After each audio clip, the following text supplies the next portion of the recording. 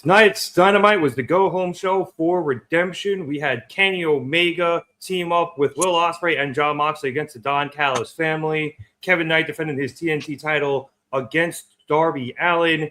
And the Divine Dominion defended their titles against the Sisters of Sin in a no DQ match. Let's get into it. Oh, yeah.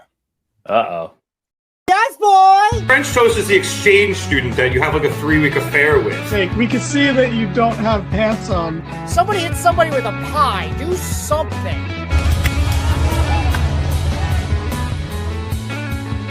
Giovanni yelling we're out of time as we go off the air. Giovanni yelling a lot of things tonight. And welcome to the Mark It Down podcast.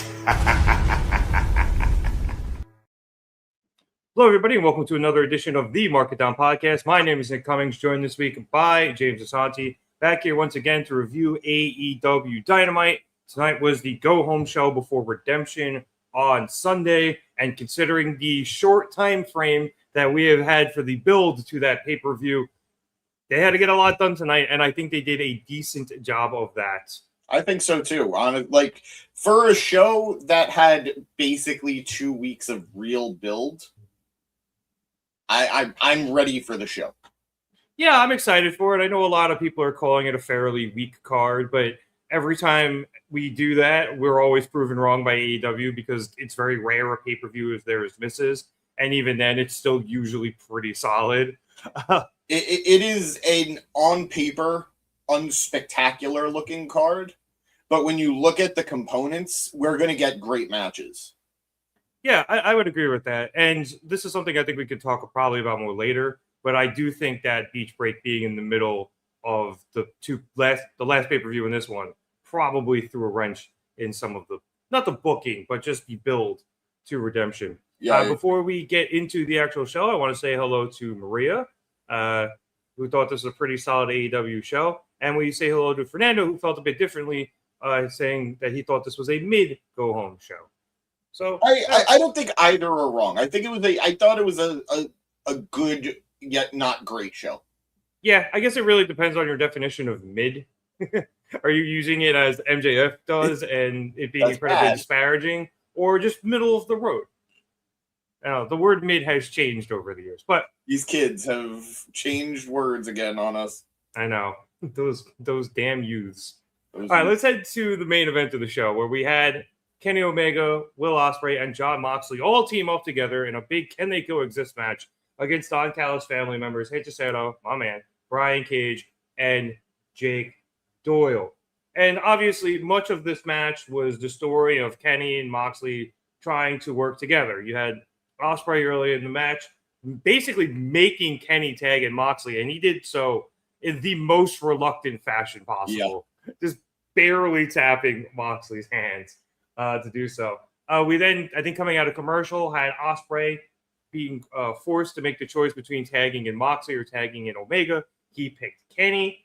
Eventually, though, Omega and Moxley were forced to work together, and that came about as Will had obviously been taken on. He was on the floor, and Kenny was going up against Hechicero, who had him in pretty nasty heel hook, and he's near his corner, and Moxley's like, just give me the tag, and Kenny refuses.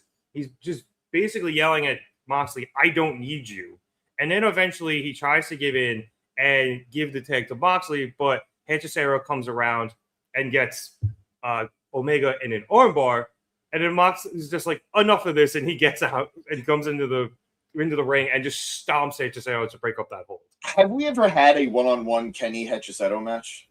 I feel like we have, but I don't know for sure. You know, I'm not entirely sure. Obviously, Kenny was out for so long, and then Hechicero was stuck in Mexico for a while. It's tough to remember off the top of my head, but God, it's good to have him back. Oh my! One, yes, on both accounts, and two, man, those are just two wild cartoon characters that I would love to see have a mini program. Kenny and Hechicero. Yeah, absolutely. Yeah, it would be a lot of fun. I'm pretty sure Mox has had a one-on-one with him that was pretty good. Okay, obviously, with Moxley coming into the ring, he and Omega were forced to work together as they faced off with Doyle and Cage. And they actually kind of started to find their rhythm, and they were working together pretty well. And they were able to knock those two big men out of the ring. That left him 2-on-1 with Hechicero, and they were going back and forth hitting him. And then Ospreay was like, "Nah, I got this," and he came flying in basically with a phenomenal forearm and knocked Hechicero down. He then threw him in the corner, and we got the Death Riders just train, I guess, into the corner with Moxley and Ospreay running in and laying in big shots until Omega stopped Ospreay to join in himself. Eventually, Brian Cage came in and he knocked Ospreay to the outside, but Omega and Moxley was still rolling until Kenny accidentally hit Mox with a knee strike after Hechicero was able to get out of Moxley's grasp. So that sent Moxley to the outside. Hechicero then hit Ospreay with then hit Omega with a flying guillotine, but Kenny was able to kick out. And then Kenny ended up in a 3-on-1 situation. Eventually, he got popped up and rocked by a Doyle elbow, but Ospreay came in to make the save and ate a lot of boots for his trouble.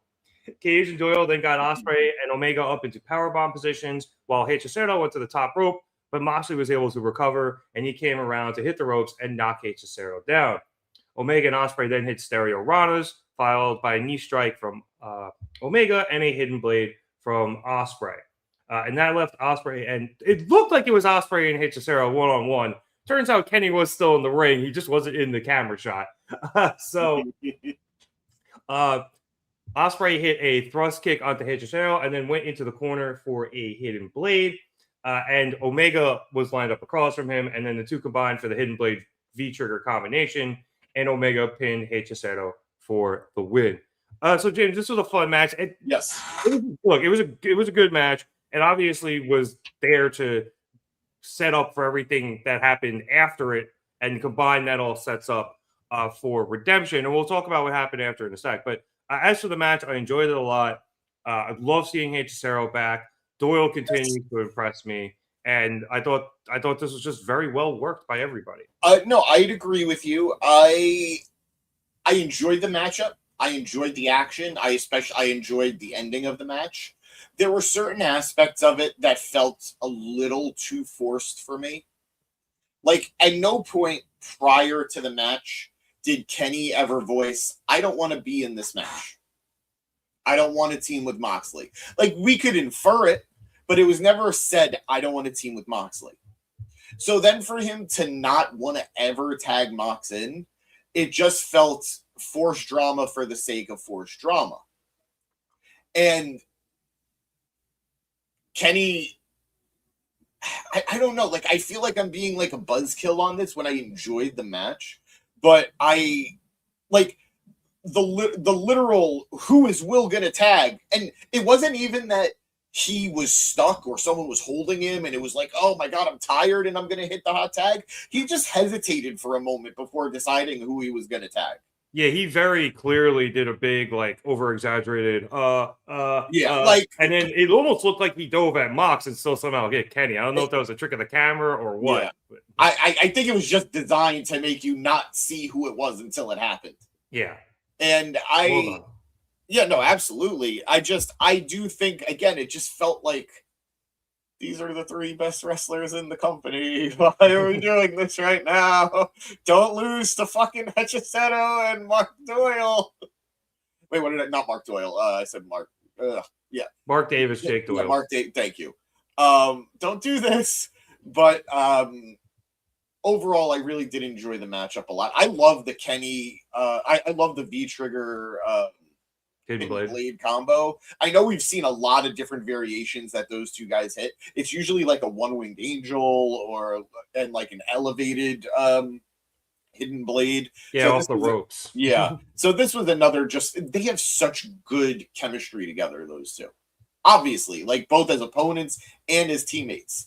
And I don't think you covered the promo before the match that started the show. I didn't. I was going to do that before we actually got into the shenanigans after. Okay, so let's do that then. Yeah, I'll briefly cover it. So this was the very start of the show, and I do apologize. I probably should have led with this, but I forgot it happened. So Kenny was there waiting backstage to cut his promo as they threw to him.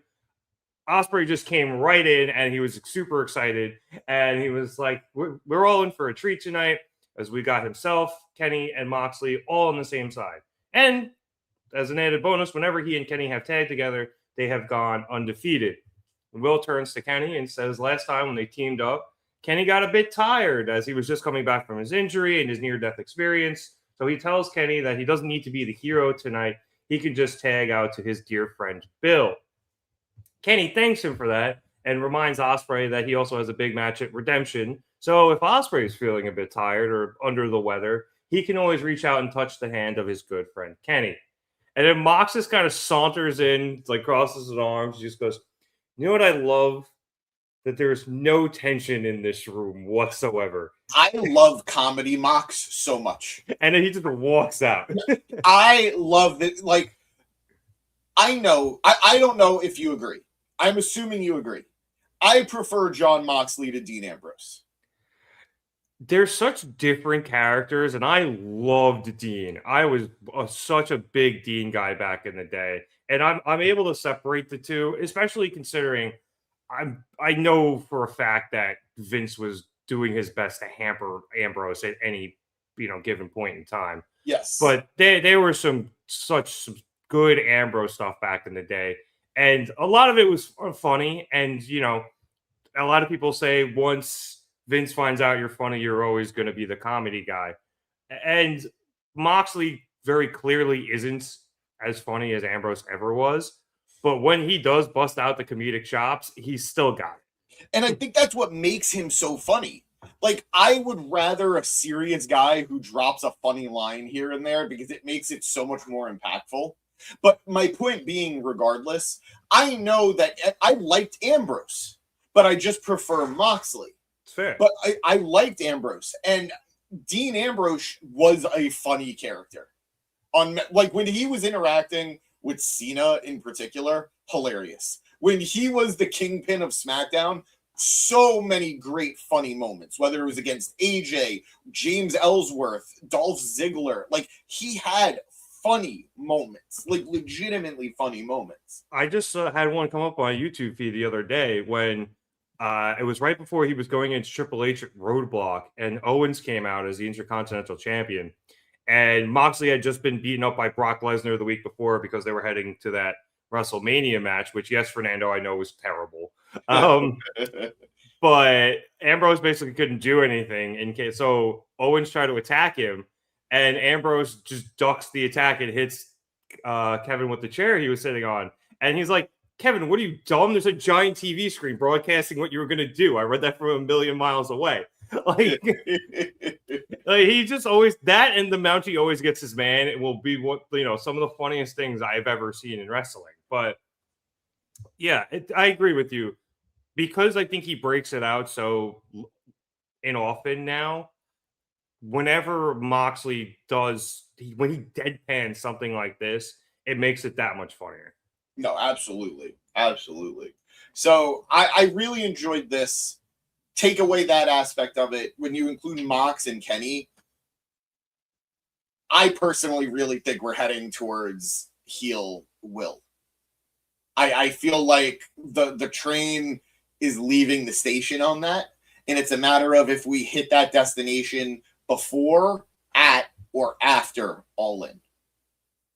I'm still leaning after with it. I think that's what makes the most sense, to cash in on the moment of him winning it as the babyface. He's not going to get booed no matter what at Wembley.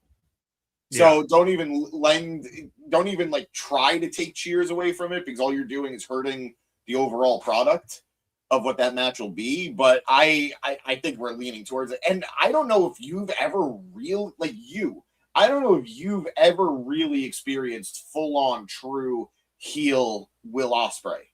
I know you got a little bit of it when he would pop up in AEW, like when he was still a New Japan talent. But heel Will is a beautiful dickhead.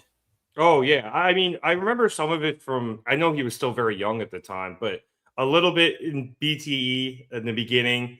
And then I saw some of it when I would watch, Wrestle Kingdoms for Kenny. Yeah. And, obviously now he's this, goofy baby face, but I've had some experience with dickhead Will. And, to borrow a phrase from his side of the pond, he is a real bellend. So, oh, absolutely. If that does, make a comeback, it will be enjoyable. And I hope it's going to be weird because of how good a baby he gets the crowd into it. Like the crowd wants to cheer everything he says because he's so likable. But man, it's very rare when you could find a guy who could flip the switch and is equally as good at both. Yeah, very, very true. I should also say to close out this promo that Kenny, after Moxley said that there was no tension, Kenny was like, well, there wasn't, as Moxley left. And then Kenny's like, you know what? I'm leaving you to it, Will. And then he left too. So you could see they were playing up the fact that Kenny didn't really want to be there, but he was going to go through with it anyway. He didn't really voice it, but you could tell by his actions and his body language that he definitely didn't want to. Just some quick comments here on the match and some Dean Ambrose stuff. Maria called it solid, although Fernando called it underwhelming for a main event. You know what was going on, dude. And then here's some Dean Ambrose comments. WWE enjoyed making an ass of Moxley. They did. As mentioned, yes, Ambrose versus Lesnar was trash. There's a lot of different reasons that have been rehashed over the years, so I'm not going to go through that whole thing again. But yes, Ambrose coming out in the gas mask was stupid, and it's why he is now here. And part of the reason why he's now here in AEW, if you listen to him talk about it, he on CVV, he was literally like, "They're really going to make me leave, aren't they?" Because he was so frustrated with that gimmick. Because Maria has a good point. WWE Creative never really understood the Dean Ambrose gimmick. All right, James, we don't go on tangents. What were your thoughts on the Doomsday trailer? Really fast. I know there's a lot of people who are just very tired with Marvel right now and don't want to be excited for it. I'm excited for it. I think it left just enough mystery. I grew up on the Fox X-Men movies, so to see those characters one last time, I am excited for it. I'm never not going to be hyped to see Captain America. Steve Rogers is the guy, not Roman. And I'm happy that he's back. I know it feels kind of cheap, but it feels like we're heading towards a little bit a mini reboot of the MCU. So if this is the swan song, I do want to see these characters who were so influential one last time. And look, Doom, the accent sounded good. I thought the accent sounded good. It was a nice Romani accent. And which means he was probably doing that the entire time on set because he has a little method. Yeah. So I'm hyped for it. I think they really need to pull out all the guns. But that said, Marvel movie of the year I'm most excited for is Spider-Man. Spidey looks great. I've been watching all those trailers as much as I possibly Cannot can. wait. I'm excited. I'm cautiously optimistic for Avengers Doomsday. Before we continue, you guys are going to hear a little, inside baseball here. Rev, what do you think of this title for the video I'm about to post? Kenny Omega cuts promo on Jon Moxley and Kevin Knight after AEW Dynamite getting ready for redemption. Exclamation point. I don't know if you need the exclamation point, but maybe just before redemption. But I don't know. I cannot, because we were at 99 without the exclamation point. And well, instead of getting ready for redemption, it just be before redemption. Good man. That's less characters. Good man. Live editing, people. Good old copy editing. Go check out the video as it gets posted in real time. Yeah, so I guess we'll try to talk about that after. I haven't seen it yet, but James has, so hopefully he can run it down for us. But let's get to what happened after the match. So, after the match, Moxley rolled back into the ring as Kenny and Will were kind of celebrating. The referee grabbed the titles for each champion, and Kenny took both his and Moxley's titles from the ref and handed Moxley's title to him. And then he tried to explain that the V-trigger wasn't intentional, Moxley wasn't having any of it, and he shoved Kenny. And then Kenny kind of started to, be annoyed, and Ospreay got between the two. And Kenny got so frustrated that he eventually shoved Ospreay to the mat. And Kenny was like, oh, fuck, I didn't mean that. And he starts maybe try to calm down a little bit. But before he can really fix anything, the Young Bucks come down to get in the middle of everything. Now, if you guys didn't see on Collision, Moxley and Ospreay challenged the Bucks to a tag match on Sunday, which is going to be a banger because duh. So the Bucks are already, have a lot of tension, and they're going to have Kenny's back. So they come in. Matt gets right in Moxley's face. Nick tries to get in Ospreay's face, but Kenny kind of stops Nick. And he's like, no, look, I got it. It's under control. And totally is working right up until the point where Mox shoves Matt. Then Nick hits Moxley. Ospreay double legs Nick. Mox goes after Matt. And this brawl kind of starts. And Kenny's in the middle of it like, what the fuck do I do? So he tries to grab Will, who's on top of Nick, and pull him off. But as he's doing so, Jake Doyle enters the ring from behind. And presumably Ospreay either saw Doyle out of the corner of his eye or whatever it was, because as he was getting pulled off by Kenny, Doyle was pulling Kenny back, and Ospreay threw a back elbow that caught Kenny instead of Doyle. So Kenny falls down for a second, and then those four guys, the Death Riders and the Bucks, they fight to the outside. Kenny takes care of Doyle. He gets rid of him, and he's got the ring to himself for about 2 seconds before Roppongi Vice comes down. They try to take out Kenny. They both eat Snapdragon suplexes, and then Kenny sets them up face-to-face on the ropes for a massive double V-trigger. But as Kenny bounces back off of the ropes, Kevin Knight comes flying in out of fucking nowhere with his TNT title and just clocks Kenny in the face with it and takes him down. It was truly impressive. Yeah. The camera work was great. The athleticism was great. It was just a fun, great spot. Yeah, and it worked out really well because this is one of those rings, in one of these smaller venues down in Nashville, shout out Nashville, where the ramp was level with the ring. So Knight had just the perfect literal runway to come in and go flying, and the camera angle was such that it was like on the ramp facing the ring. Yep. Right up in Trent and Rocky's faces, and zoomed out enough where you just kind of saw Knight clear the top of the ropes like Superman coming out of the sky and just absolutely nailing Omega in the face with the belt. So Kenny obviously goes down. Knight grabs Kenny's title and picks his back up, and he poses over a now bloody Kenny with both titles as we go off the air.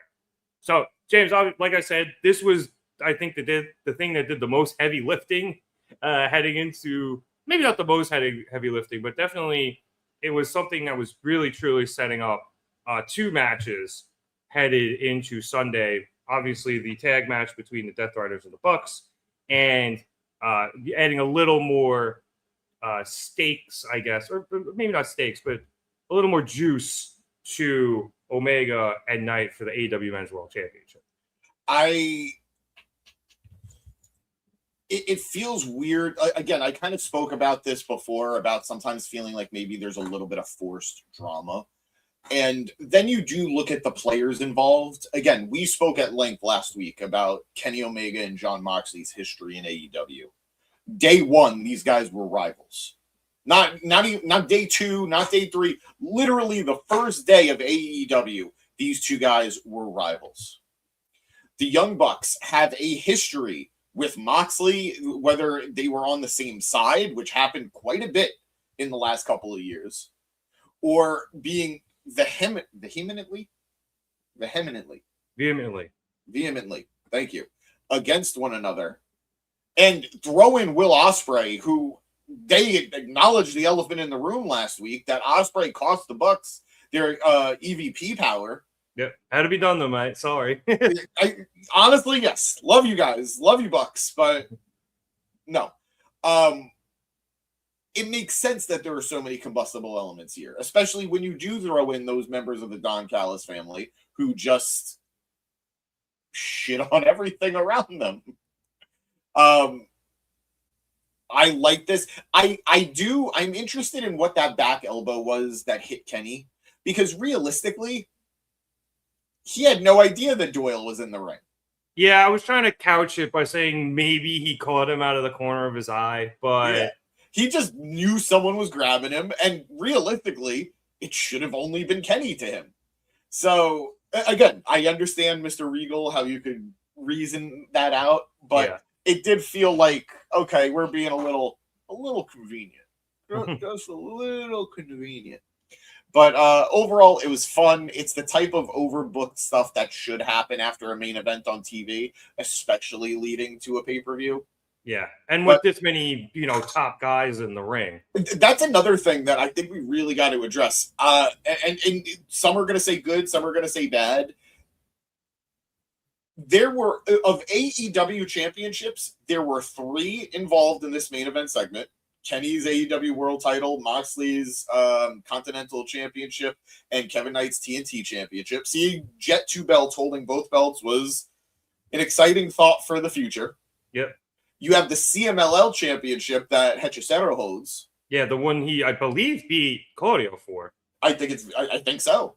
And then you have Brian Cage's medal that he won for weightlifting. Yeah, bodybuilding. Bodybuilding. Which I love. Like, I know Taz mentioned it last week. Guy just got off the couch one day and went, I'm going to go win a bodybuilding championship. And now he just comes out with that medal and sometimes that big-ass trophy he got. Yep. And you know what? If I was him, I'd do the same fucking thing. No, I don't blame him.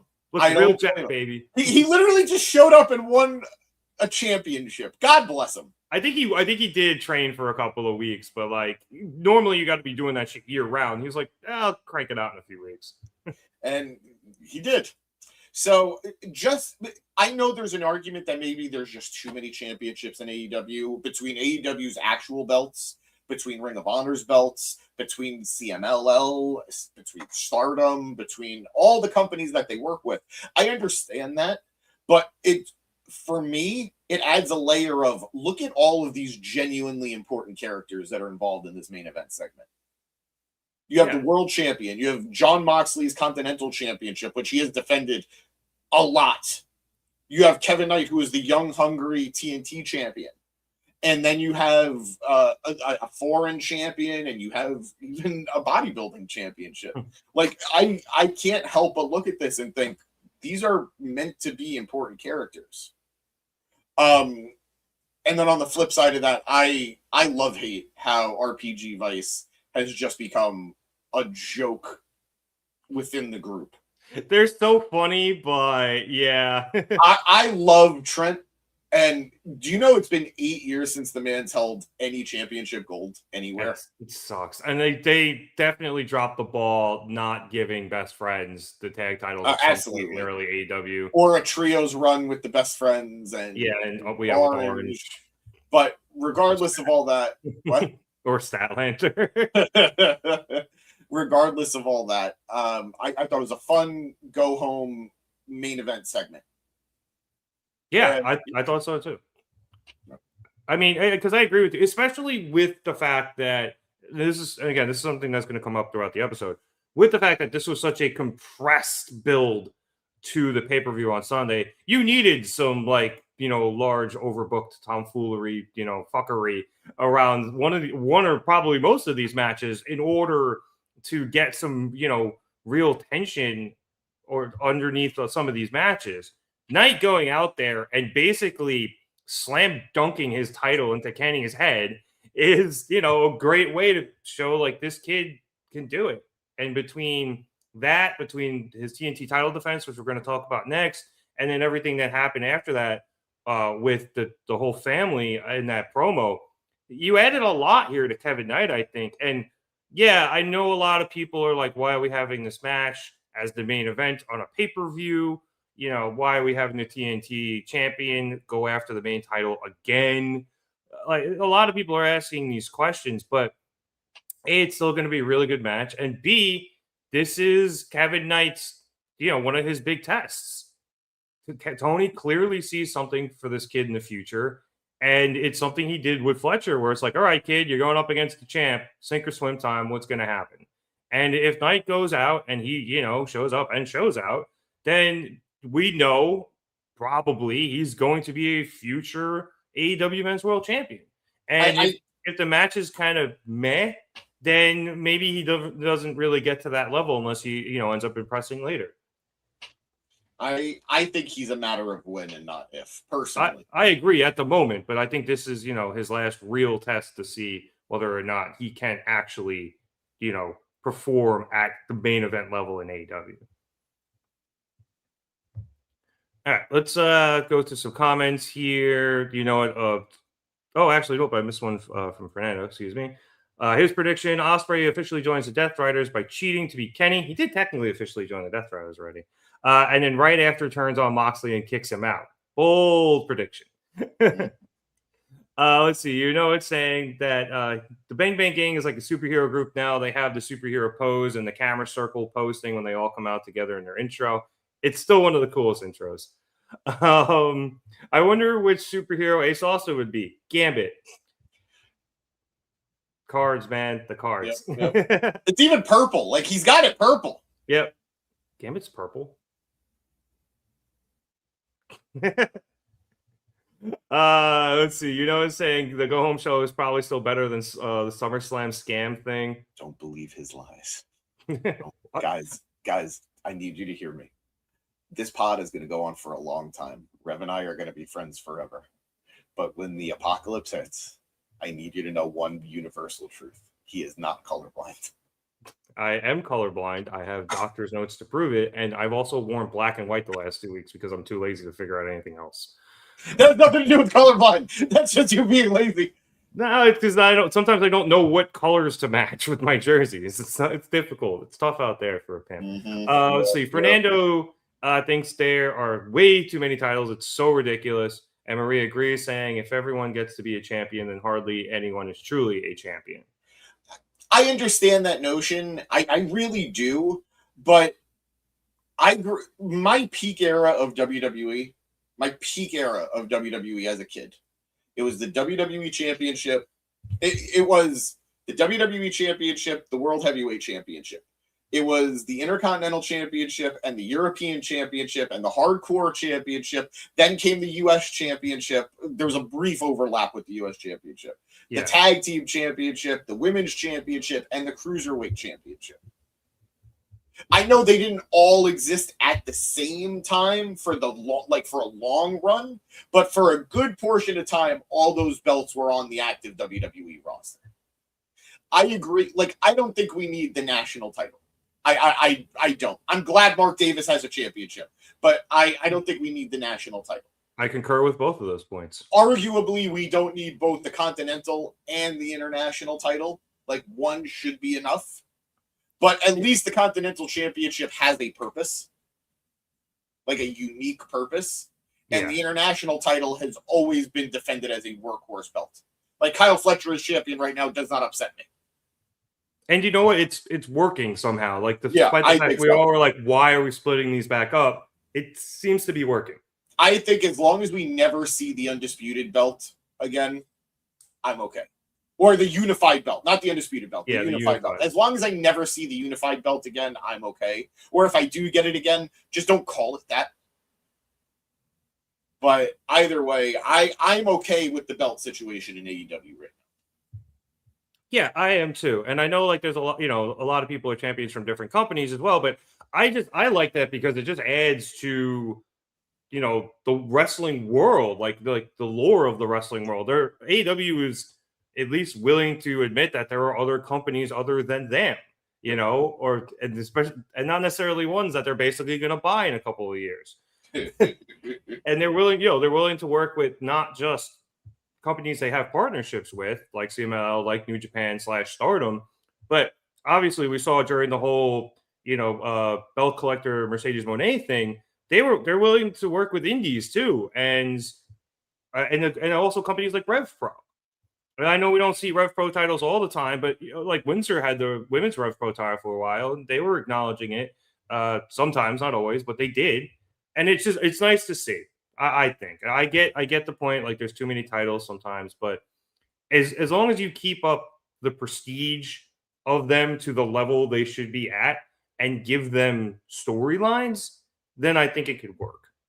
I want to add some, not a spoiler, but a new match was announced online. Is it the ladder match? Yeah, was that announced on the show and I missed it? It was not, but Derek got us. Hello, what's going on, dude? What's up, dude? Tony Khan announcing a 6-man ladder match for Redemption. So it's El Clone / Real Rush and Nick Wayne and Air Fox join Speedball, Perry, Commander, and Beast Mortos. So I guess Clone and Rush versus Wayne and Fox on. No, it's two separate. Sorry, yeah, El Clone versus Leo Rush, Nick Wayne versus AR Fox. And the winner of those go on to this six-man ladder match. Okay, that should be fun. Don't know if that's going to be main card or pre-show, but hey, a lot of flippy dudes and ladders. Sounds like a good time. And that six-man ladder match is to determine the number one contender for the international title. Don't be surprised if Speedball wins. They are in Montreal. No. Well, I love it because, as someone pointed out on Reddit, a lot of guys that are having visa issues and can't get into the country right now because this is in Canada are not going to be facing issues, which is why we're seeing guys like Beast Mortos, who we haven't seen on Dynamite in a while. Yep. And a lot. So I'm very, very happy that this match is happening. Same thing with El Clone, although I don't know where the El Clone. I don't know.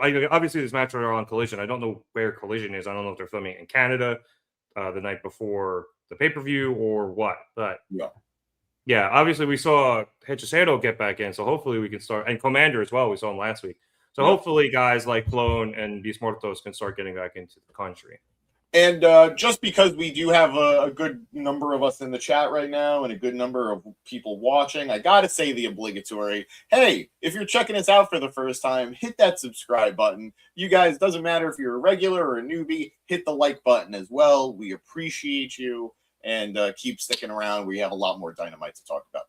Yep. A lot more comments here, so let's try to get through them. Both Maria and Kevin agreeing that Fernando agreeing that Kevin Knight should not be is not a main eventer. But like I said, he's a future AEW champion, or at least we think. You gotta try to give the guy a main event to see if he can do it before you make him a full-blown main eventer. Everyone's got to get their shot at some point. And if we're always like, oh, he's not a main eventer, he never gets one, then you never build new ones. I said it too last week, and I kind of do stick by it a little bit, that I think this very easily could have been a main event of Dynamite. Yeah, and maybe a branded Dynamite as well, but yeah, like this could have been like its own kind of beach break kind of match. Mm-hmm. I'm not hating on it because I think he is rising to the challenge.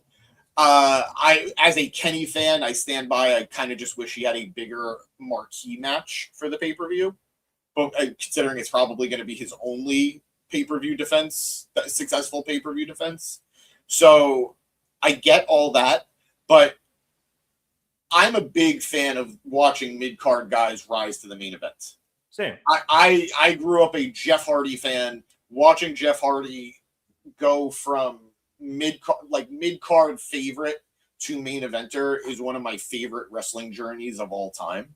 And for somebody in the crowd, Kevin Knight is their Jeff Hardy. So this is his moment to climb. This is his moment. He's not going to win the title. And you know what? If he does, Rev will eat a shoe. But I like my shoes. I didn't say you have to eat your shoe. You'll just eat a shoe. We can buy you a shoe. Don't volunteer me for things. I mean, somebody's got to do it. Well, then you do it. You're the one I have a very strict appetite. I don't like certain foods. Dude, same. And here we are. So Rev will eat a shoe if he has to. I'm sorry. It's just the universe. I swear to God, if Kenny gets a concussion. Jesus Christ, God forbid. But he's not going to win the title. And it's a great way of he's going to show up and show out for people. Because if he doesn't, it's sink or swim. There's a certain AEW star whose contract status is very much up in the air right now. And he was somebody who we all deemed to be a future champion, a future main eventer, a future big deal. And he sunk. And it's sad that he sunk from a talent standpoint. Sammy Guevara. Oh, Sammy, yeah. I was like, is it? I mean, from a talent standpoint, it's sad that he sunk. Yeah, I mean, he's settled in nicely, I thought, to his role in LFI and down in Ring of Honor. For sure, but like he was a pillar, and now, yeah, you were the Ring of Honor tag team champion. Like, I understand where you're coming from. So you don't want to turn into Sammy Guevara, which is sad. I feel bad calling him like a cautionary tale, but like, there's no guarantees for Knight. So that gives me all the confidence in the world. He is going to put on a hell of a performance. And it's Kenny Omega. He can wrestle a broom. I think he has. Yeah. Pretty sure he wrestled a blow-up doll, too, and that was a damn near 5-star match. Let's see. Darich saying that Marina don't talk about Kota Ibushi that way. Marina wasn't there again tonight, but she did have that match with Hazuki on Friday, and where wrestling and Mox was there. I saw that. That was pretty cool of Mox. He's come out with her multiple times at indie events. Was saying agree with Maria, but that being said, the Sisters of Sin need titles already. They have titles. No. You guys don't get to. No, I love you guys. You know it. Fernando, Darich, Maria, you guys know I love you. But you guys were just busting my chops about how there's too many titles from too many different places. And guess what? They are carrying titles right now from Stardom. I think I saw red there for a second. I blacked out, I think. You did. Oh. Fernando's saying we're making excuses for AEW. No, we're just giving our opinions. That's kind of the point of the show. Let's see. Tony said on Twitter Live he hopes Mystico will be back soon before Grand Slam Mexico. He was on a stretcher after landing awkwardly off a tornillo. That sucks. I did not see that. It's why they're having this ladder match. There we go. Thank you. Derek's also letting us know that they're filming Collision right now. So it looks like these guys are starting to get back in the country if Clone and Mortos are having matches. So, I trigger James. I should be in politics. I'm not that difficult. I used to trigger James just by saluting until he finally got over it. Fernando is saying, should Athena's Ring of Honor Women's 3-year reign be recognized as amazing as Roman's undisputed title reign a few years ago? Well, she has more defensives. Yeah. Yes and no. Yes, in the sense, one, it's an accomplishment to hold the championship for this long and still have people talking about it. Like, it's not a non-thing. It's a real thing. She is the Ring of Honor Women's World Champion. Arguably the most exciting thing about watching Ring of Honor television. Not a knock on Bandido, not a knock on anybody else, but she is probably the most high-profile, must-watch thing on the product. Yeah, she carries that show. That said, and I'd argue she's had more, like you said, she's had more defenses than Roman ever did as world champion. But I'd say the caliber, the profile makes it different. Roman Reigns was the WWE undisputed champion defending against some of the best professional wrestling has to offer, and he was doing it on stages like WrestleMania and main event mainstream pay-per-views. Athena has been neglected to Ring of Honor, which is a product that not a lot of people watch, and defending against people that not a lot of people, unfortunately, care all that much about. So it's an impressive number, and congratulations to Athena, but we are very much comparing apples and oranges, in my opinion. And yes, fruit can be compared, but not in this instance. Beat me to my own joke there. Whatever. Still probably better than SummerSlam. I'm not even sure what that was in reference to. I just agree. Yeah, I can argue. All right, let's head back towards the top of the show. See you, Darius. Good night, dude. Thanks for the heads up on the ladder match. We appreciate it. Yes, and we will be covering Redemption, so we'll see you then. Yes, we will. All right, so following that little opening backstage segment with Kenny, Ospreay, and Moxley, we had our first match of the evening, which saw Kevin Knight defend his TNT Championship against Darby Allin. And before the match, Renee let us know that Darby had spent a little bit of time in the hospital with head and neck injuries. Meanwhile, Knight had vowed to out-wrestle Darby as he goes it alone without the Don Callis family. And with that, as Knight was making his entrance, Darby made his first. Knight was posing in front of the announce table, and Darby just absolutely blasted him with a tope suicida. And then he beat him around a little bit through the crowd at ringside. And then he set Knight up on the barricade in front of the timekeeper's area. Darby went up to the top rope, climbed on top of the ring post, and then dove off that, hitting a flying lariat onto Knight, and they both tumbled into the timekeeper's area onto the table. That hurt my hip. Yeah, I'm sure it was supposed to break, but it didn't. Eye on the table. Eventually, both men got back in the ring, and then the match officially started. Shortly after we came out of the commercial break, Darby got Knight into position for a Scorpion Death Drop, but Knight got out of it, and he shoved Darby straight into Paul Turner, whose head hit the ropes as he fell out of the ring. So Turner's out cold. Knight sees this, and he goes to the Timekeeper's area, and he gets his title. He comes back into the ring. He tries to hit Darby in the head with it. Darby ducks under, gets the waistlock, and then sets Knight up for the Scorpion Death Drop and hits it. Darby then picks up the title, and he looks at it. He's like, nah, not like that. And he tosses it out of the ring and instead climbs to the top rope. However, Knight was able to meet him there. He knocks the ropes to nut Darby and then hangs Darby up in the Tree of Woe before going to the far corner, and hitting a coast-to-coast onto Darby. For those of you who don't remember, that is how Darby got a concussion in the C2. Knight wasn't finished, though, and he returned to the top rope to hit a UFO splash, and then he pinned Darby for the win as Turner dragged himself back into the ring and did an incredibly slow 3 counts. Like, it was so frustrating. Like, I get it. Why? That just buries Darby. Yeah, I don't want to say buries Darby, but it's definitely not a good look. I mean, you're not going to bury Darby with one slow 3 count, but yeah, I didn't understand that either. At least that being the finish in terms of how slow the 3 count was. And then after the match, Knight was celebrating, but then Kyle Fletcher's music hit as his match was coming up, and then he was followed out by his tag partner in that match, Kazuchika Okada.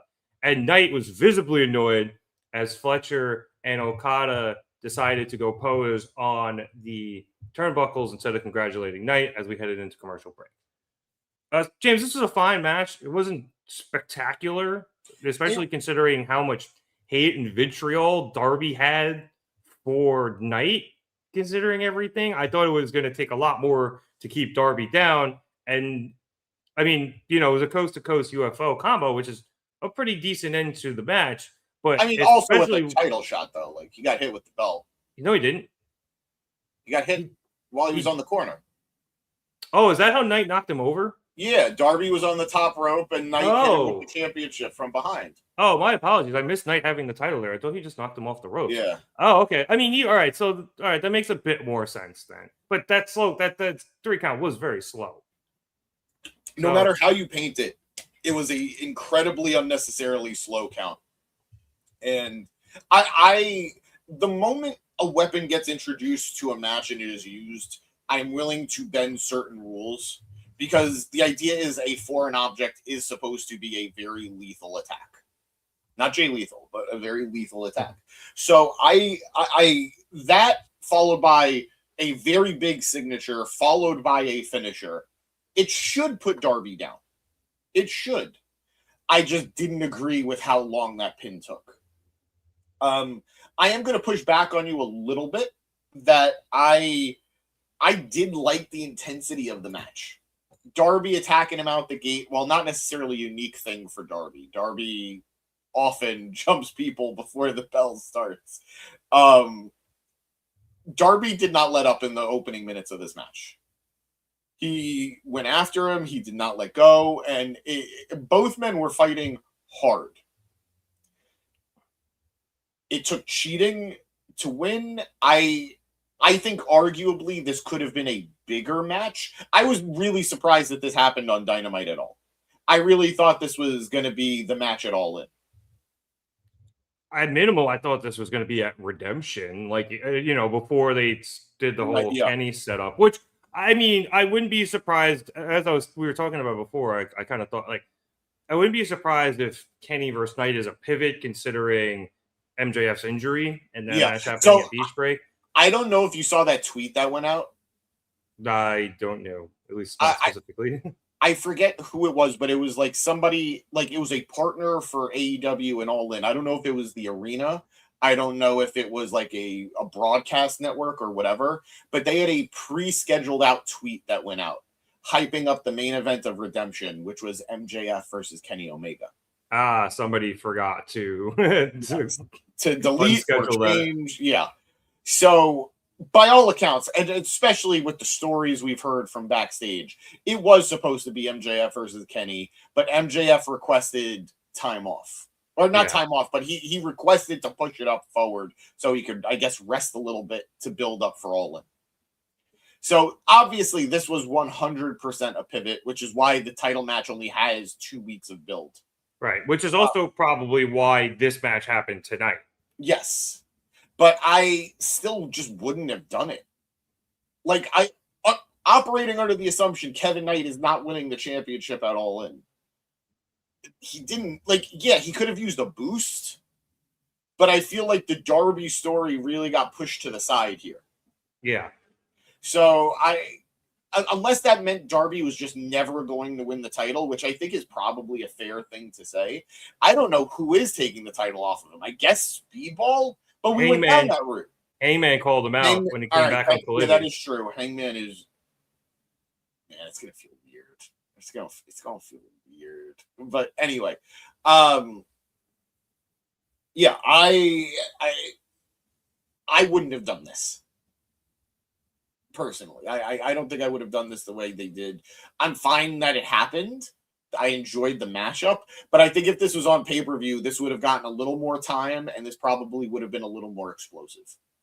Yeah, maybe that's why I'm just disappointed in it. Like, I'm not overly disappointed. Like, I still thought it was a good match, but I think I was expecting so much more from this feud, and for it to probably pay off at a pay-per-view, and instead we got a very good Dynamite match, but I just wanted more from them. Yeah. And, plans change, and we ended up, having it here. I mean, maybe you could have gave Kenny a different opponent at Redemption, but this is how, where we ended up, and it is what it is. Yeah. It says that his impression of the match is night one, so he's going to lose the TNT title soon. I think so too. One, there's a lot of heel mid-card champions right now. I think they all are. Like, depending on what you count Mox, they all are. So I think some of those mid-card titles are going to change soon. And I agree. The rules of opposite momentum are he's going to lose that belt soon. I just brought him up. Don't be surprised if Hangman wins it in Wembley. Yeah. I think that could be a pretty good possibility. Yeah. And also that's going to change a little bit on Sunday. I imagine Andrade is winning that national title off Mark Davis. If you want to count that as a mid-card I don't think title. So. Really? You think he's going to take the L? I think he's going to get interfered on by MJF. Ooh, okay. Because I think they're setting up for Allin being MJF versus Andrade. The only way I could see it then is if they want that match to be a title match. I don't think it necessarily needs to be, but I know that you're going to try to fit everybody on that card, and to do that, you're probably going to need to make some matches championship matches.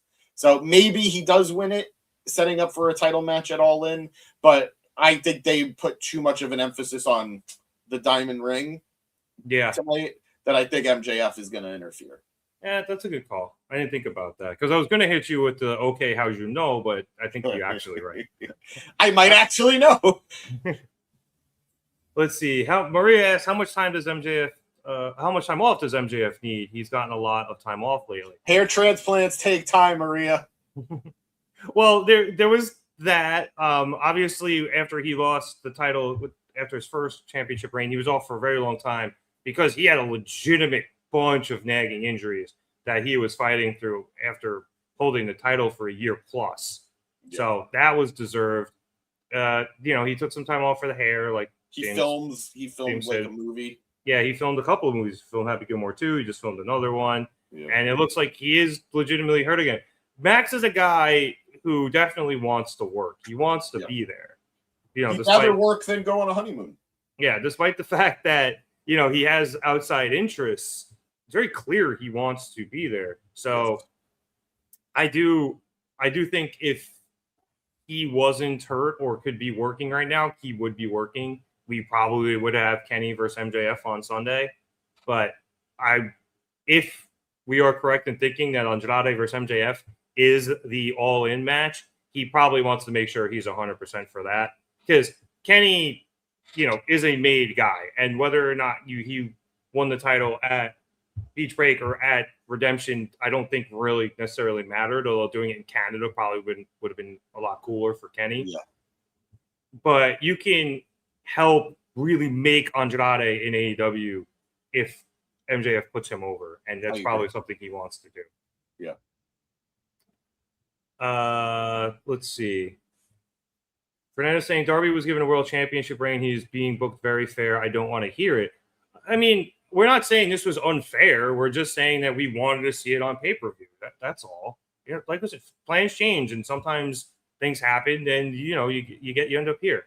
And I'll also say this too. Yes, he was, world champion, and that's amazing.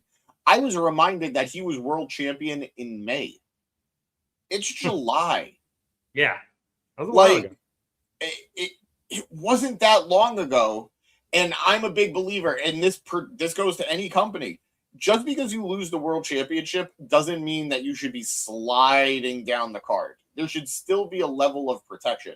Like I whatever they're doing with Sami Zayn in WWE, beyond me. But I want to see him still book strongly. I don't think he should have won the TNT title, but maybe just don't have the match. I mean, I think you have to have the match at some point. Like, you have to pay off Knight and Darby. It's just, not have the match on Dynamite. Not so soon. Yeah, maybe. Yeah. Or I was going to say have it on Beach Break, but there was a lot of title matches on there anyway. Yeah. Either way. It's saying implants take time. How'd you know? Hey, all natural. That's why it's not so thick. Okay. And Fernando is still of the belief that Kenny should have won the AEW World Championship instead of Darby and should have held it all the way to Allin. But I like what we got out of the Darby title. So. Yeah. Okay. Following the commercial break, we come back with Renee Paquette, who is in the ring with the entirety of the Don Callis family. Dangerous game. So many reasons. Renee's there, and she begins to say, like, hey, congratulations to Don Callis family. Tonight, you just won. You guys have a lot of gold, but you got 3 big matches coming up at Redemption. And then Mark Davis cuts her off, and he goes, I'm sorry, Renee, I need to correct you. The only way I have a match on Sunday is if Andrade can scrape himself up off the pavement outside of Fenway where I left him. And Renee's like, okay, cool. And then she turns to Kevin Knight, saying that he has a massive opportunity on Sunday against Kenny Omega. And Knight says he knows he's going to become Jet 2 belt because tonight he broke Darby and he broke the record for the number of title defenses of the TNT Championship that was once held by Kyle Fletcher. I think Darby too, but I'm going to be out. No, Fletcher beat Darby. I remember that. Like, he beat Darby's record. I thought there was a tie at the top. I could be wrong. Either way. I'm going to be real with you. I am hard pressed to tell you most of his title defenses. Knight? Yeah. A lot of collision. So Knight then says he did it without the help of the Don Callis family. And the second his name was brought up, Fletcher was pissed. Yep. So he steps over to Renee and he takes the mic, and Renee is just like, I'm out. She scampers off. Excalibur was even like, get out of there, Renee. Like, he knew. Because Kyle was fucking heated. And he's like, he goes to Knight. He goes, you think you're real impressive, Kev? He's like, you think you're going to go out there and become Jet 2 belts on Sunday? And Kyle's like, he actually says, I hope you do. But then in his anger, he says that he doesn't need the help of the Don Callis family to defend his title either. So he's going to go to Tony Khan later and have everybody banned from ringside on Sunday. And in fact, as he's getting really pissed at this point, for the match he's about to have with Okada against Brodido, all of their asses are banned from ringside. And he yells at Knight to get the hell out of his ring. And then the two bump chests, and they look like they're going to go at each other, but the family jumps in, and they pull them apart. And then the rest of the family brings Knight back to the back as Brodido make their way to the ring. So, I don't know, not a whole lot happened here, but we are really seeing the tensions in the Don Callis family, especially between Knight and Fletcher, boil to the surface. They have been slow building the Don Callis family civil war. And I before I was very excited about it because just how many stars were involved in it. Now I'm worried because I think the family is going to be reduced to very little, if anything at all. Yeah. And I've really come to appreciate the family. They are a great heel. I think they probably are a little too overexposed, just simply A, how many names are in it, B, how many of them are holding belts, and just see how many of them are just involved in big things. So maybe trimming some of the, I don't even want to say trimming the fat, but maybe removing some key players is essential. But I don't want to see that group reduced to nothing. Like we went from that group being Takeshita, Okada, Andrade, Fletcher, and the rest to we're down Takeshita, we're down Andrade, and we're going to lose either Okada or Fletcher and Knight. And maybe Knight. It's a lot. And then, I don't want to call guys like Davis and Doyle and Cage and those like background player, Hechicero, like they're like the mid players. And then I guess, Trent and Rocky are more background players. But there's going to be a lot of those guys where it's like, well, what do we do with all of them? Or do you now build this stable out of one main eventer with all of these other guys? Do you try to elevate somebody like Doyle or Davis to, try to help build up the family's brand? Do you bring in a different main eventer? Does Don recruit somebody else to his side? There's a lot of questions to be had with what happens with the Don Callis family and who stays, who goes when all of this finally comes to a head. I'm just worried about Trent and Rocky. I love them. They're the foundation of not just the group but the company. I mean, in the 2 seconds they had tonight, they took Snapdragons and then their faces were up against the ropes, and Trent's face was so funny. Oh my god! Somebody's hand was just constantly touching his face. Yeah, his glasses are on, but they're sideways. He's calming himself. I was actually worried about Kenny hitting the V trigger. I was like, man, that's going to suck. Even though the glasses are on the other side, those glasses are going to go flying. So, yeah, it looked like it was going to be pretty funny, but Kevin Knight saved them. All right, let's see. It's saying 2 belts is now trademarked by another AEW wrestler. Toxic 2 belts. I can dig it. Why didn't they go that way? That's so much better. I'm sure they'll think of that at some point. Asking, are you body shaming the family? Absolutely not. I don't think so. They're meaty, but you said trim the fat. Let's body shame Brian Cage. Guy's out of shape. Come on. It says the family is perfect just the way they are. We're not body shaming. Fernando saying, how about we had 0 Don family members? And at the moment, I would agree. I'm saying if people leave, do you replenish the ranks? But that's a discussion. It's a hypothetical discussion for the future. The Don Callis family is the most New Japan coded group in the sense of people just rotate in and out. Yeah. So let's just answer this one question real quick. Yeah, this is more your department. Have we heard this new indie talent from GCW, Randy Kabacha? He's pretty good. I see WWE snatching him up real quick. I can honestly say I'm not that familiar. I'm not familiar really at all. We're getting more into the indie scene here on the pod. We're covering. We've always covered Hog. We're covering Produce Wrestling now that has a lot of connections to GCW. So I'm sure this is a name and a person that I'm going to be more familiar with. So stay tuned. Hopefully I'll have an opinion that I could share with you soon. Yeah, and shameless plug here. Check out our interview with the Produce founder and creator. Adam Abdallah. By the way, Hog that we're going to, Charles Mason's challenger is Eddie. Oh, yeah. I think you mentioned. I knew Eddie was going to be there. I think you mentioned that. Now that's the match that's confirmed. That's hype. Hell yeah. Oh, God. Saying when the family's over, Don and Kenny back together. I don't know if they could do that just because Kenny hates him so much in kayfabe. I could see it being what Kenny does when he retires, but I have no desire to see it. Yeah. Like I don't. I don't. Okay, so everything with the interview then obviously led into this ProtOkada versus Brodido match with that carny piece of shit Don Callis on commentary because he wasn't banned from ringside. And honestly, to start the match, the commentary desk asked him about the little squabble that happened in the ring, and he was just like, "Gotta let the horses run." It's the same answer all the time. He likes a little bit of competition within the family. He keeps everybody sharp, but at a certain point, it's going to, come back to bite him in the ass.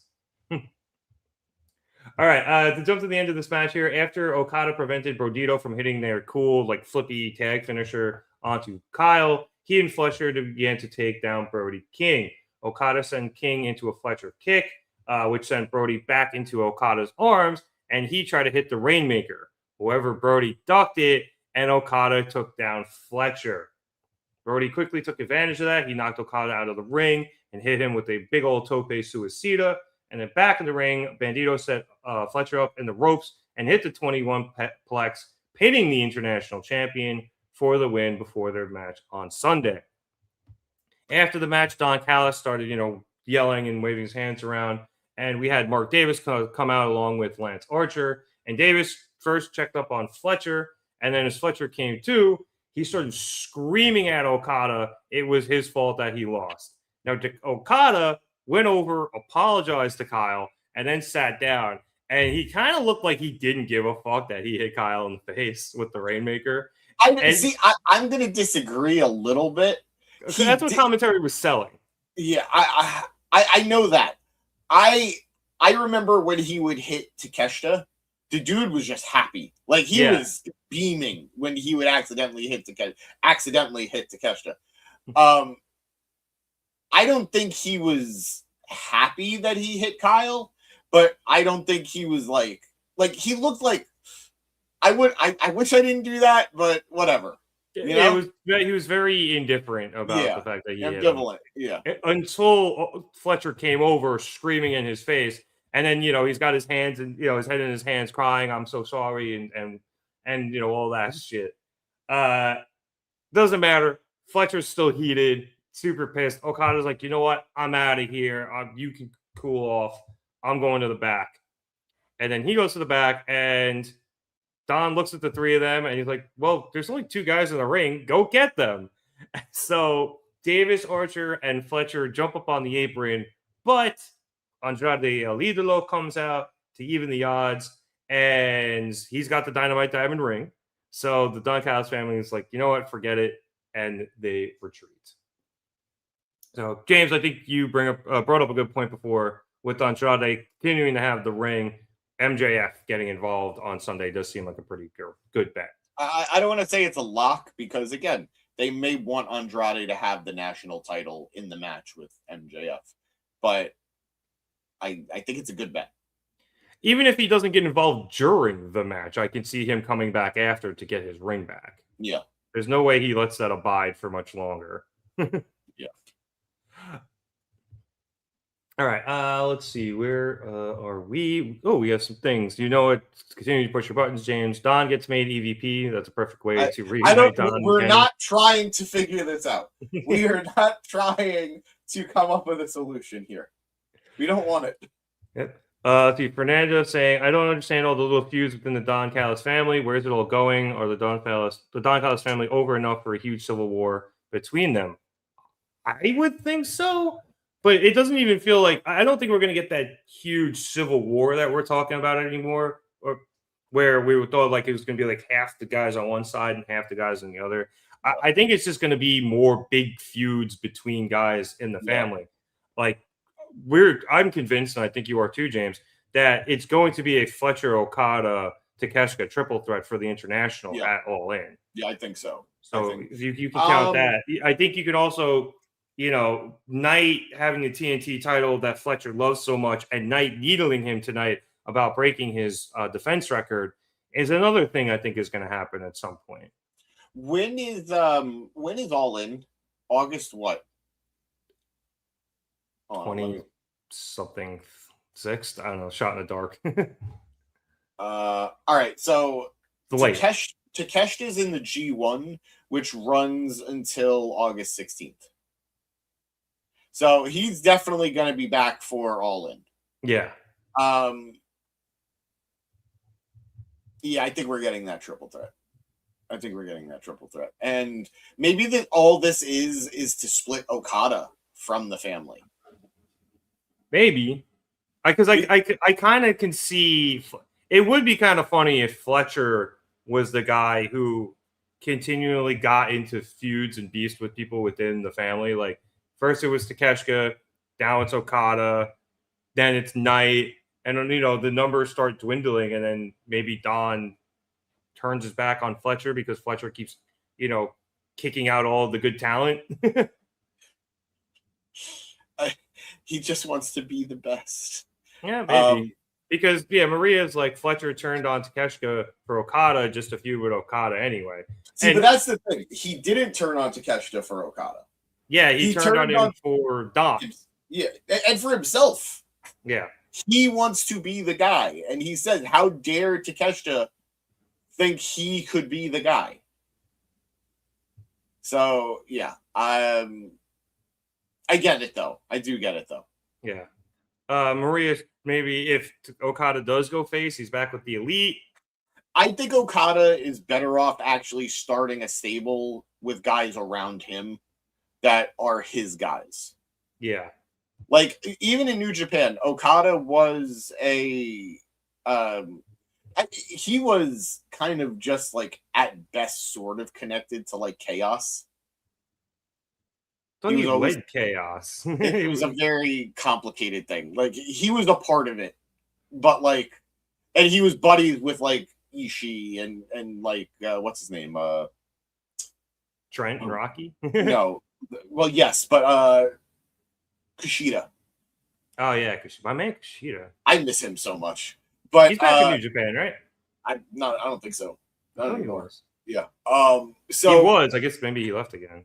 Yeah. So I think he just needs like a small unit around him to support him, but I don't think it should be the Elite. I think that served its purpose when he was a part of it. Yeah. What else we got? It says Wikipedia says he is still signed to New Japan Pro Wrestling, and he makes appearances for MLW occasionally. Yeah. So if you trust Wikipedia, or at least on wrestling, I know they fucked up a lot of those. Yeah. We also have Okada in orange. Yeah, that's a good one. Chaos Gold in AEW. That's a good one. Bang bang. Chaos bang bang. Also, James, what is the best way to reunite Don and Kenny? I trust your opinion about above all others on this subject. The answer he's going to give you is you just don't. He's tired of your nonsense. I'm just tired in general. I'm beaten down. I watched twin 2-year-olds today. I'm very, very tired. Very tired. That sounds hellish. No, it's amazing. I'm just tired. Yes, I love the twins, but it's a lot. All right. Following that match, we got a quick promo package from the Painmaker, Chris Jericho, before his master Tommaso Ciampa on Sunday. And then we had Mick Foley come out. Yes. And after commercial, he was there to moderate the Thekla and Willow Nightingale face-to-face before their AEW Women's World Championship match on Sunday.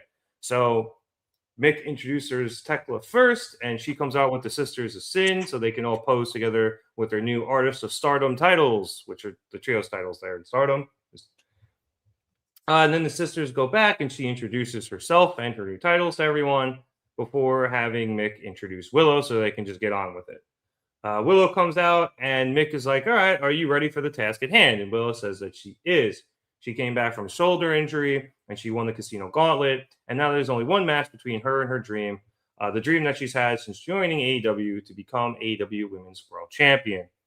Thekla sarcastically welcomes Willow back and then mocks her for being made of sunshine and rainbows when the Toxic One knows that Willow is just putting on a mask. Thekla thinks that Willow is balling up all of her feelings inside and then smiling anyway, but in fact, she is poisoned inside. So on Sunday, Thekla is going to beat that poison out of her to show everyone how ugly she really is. Willow responds that the difference between the two of them is that Willow has never had to convince anybody of who she is. Willow actually thinks it says a lot about Thekla that she believes Willow's smile is fake, because we all know that this quote-unquote toxic act is all a facade that Willow is going to expose.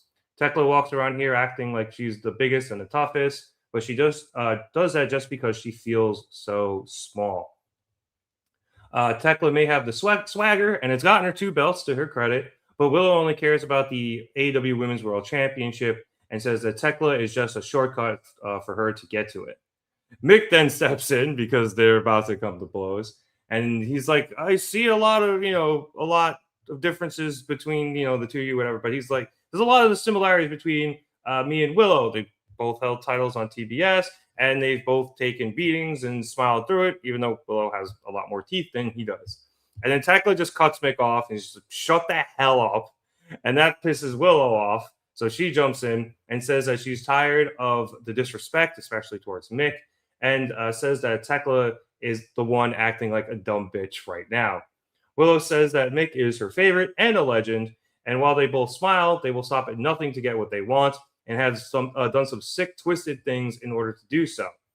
Now, Willow's thought a lot about the differences between her and Thekla, but they really do have one thing in common. At Redemption, they both have everything to lose. They both want to walk into Allin as champion, and Willow promises to use every bit of her soul and every ounce of her blood in her heart to make sure that'll be her. Thekla just basically ignores all that and laughs at the fact that Willow called her a dumb bitch. That's my line. Yeah, she was like, is that my line? She's like, I never thought I'd hear that come out of your mouth. But then she gets serious and says on Sunday, when Thekla is standing on top of Willow with her belt, while Willow is battered and beaten and broken and bloodied, with her dreams shattered, her rainbows clouded, and her clouds pissed on, Willow should remember one thing: smile anyway. And then Thekla uses her leather glove. Yep. Thekla uses her leather glove to paintbrush Willow like she's going to start a duel, and then pulls Mick in front of her to use him as a human shield so that Willow can't get to her. And eventually, when she finds an opening, Thekla comes around Mick and bops Willow in the head with the microphone and knocks her down. Thekla then brings Willow down to the ring and starts posing with her titles, and then puts them on the ramp and gets into the ring, taking off her belt to whip Willow.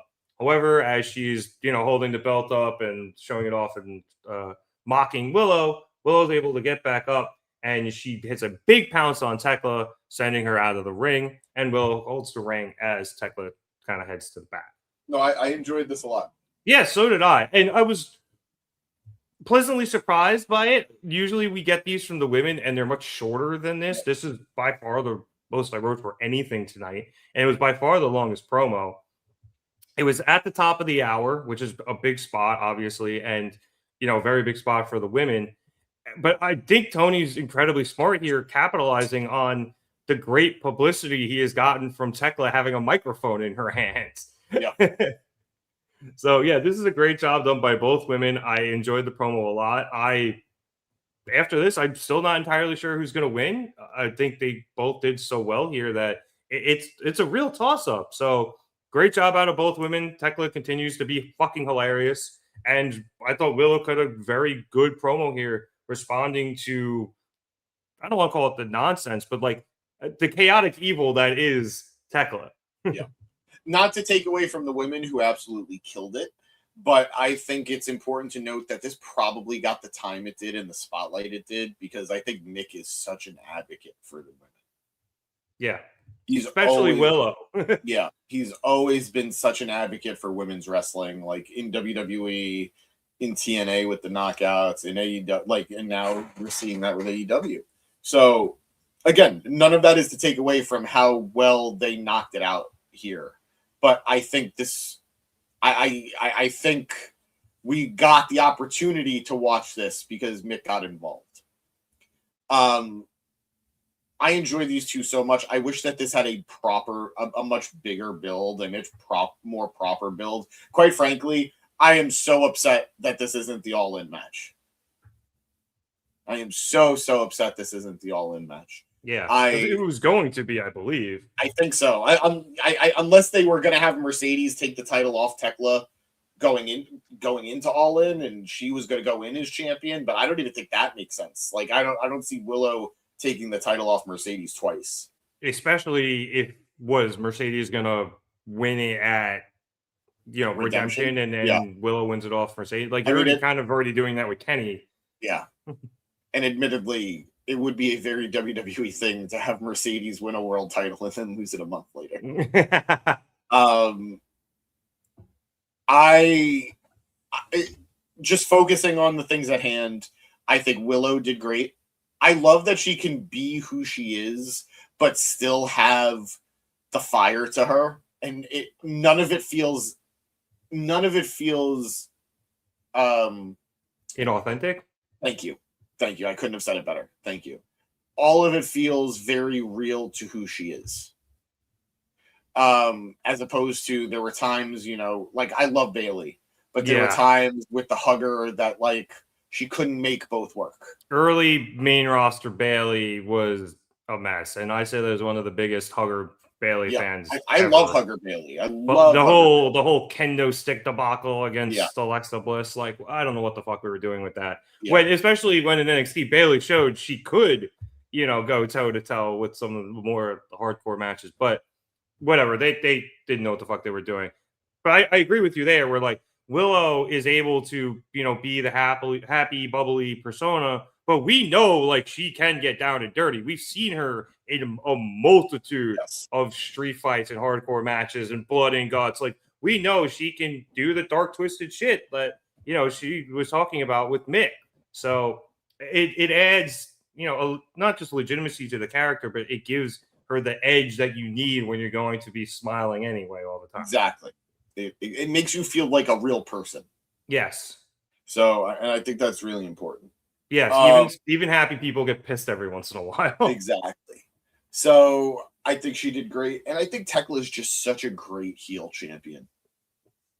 She's able to take a dig at Mick. She's able to turn it around on Willow, where Willow used Tekla's line, the dumb B word line, and Thekla doesn't just say that's my line, she does, but then she goes and use Willow's line. Yep. Like she's such a great heel champion. This was so well done. It's probably low key. I think the match. I don't want to say it's the match I'm most excited for at the pay-per-view, but it is a top 3 match I'm looking forward to at the pay-per-view. Yeah, I think it looks great, and I liked how each of them went to the other. Like you're fake. Like the persona you're showing isn't who you truly are. Thekla thinks Willow, is poison inside.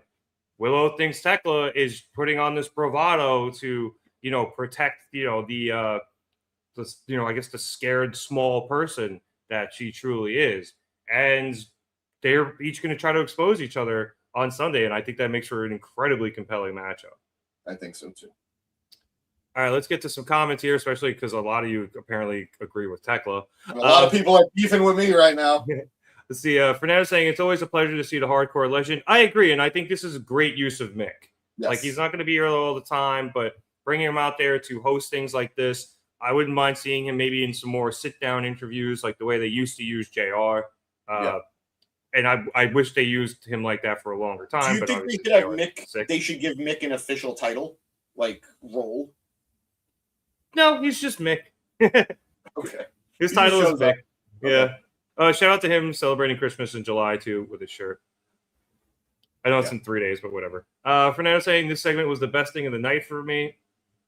That's fair. I mean, again, it was basically. I don't want to say the only promo segment, but it was by far the longest. The night was very heavy, wrestling heavy. So and considering they killed last week, which was very promo heavy. Yes, so considering they did such a good job tonight, I can see why you would feel that way. Saying it's messed up that Thekla gets a new title, but the Sisters of Sin get nothing. Dude, they're trios titles. They all have the titles.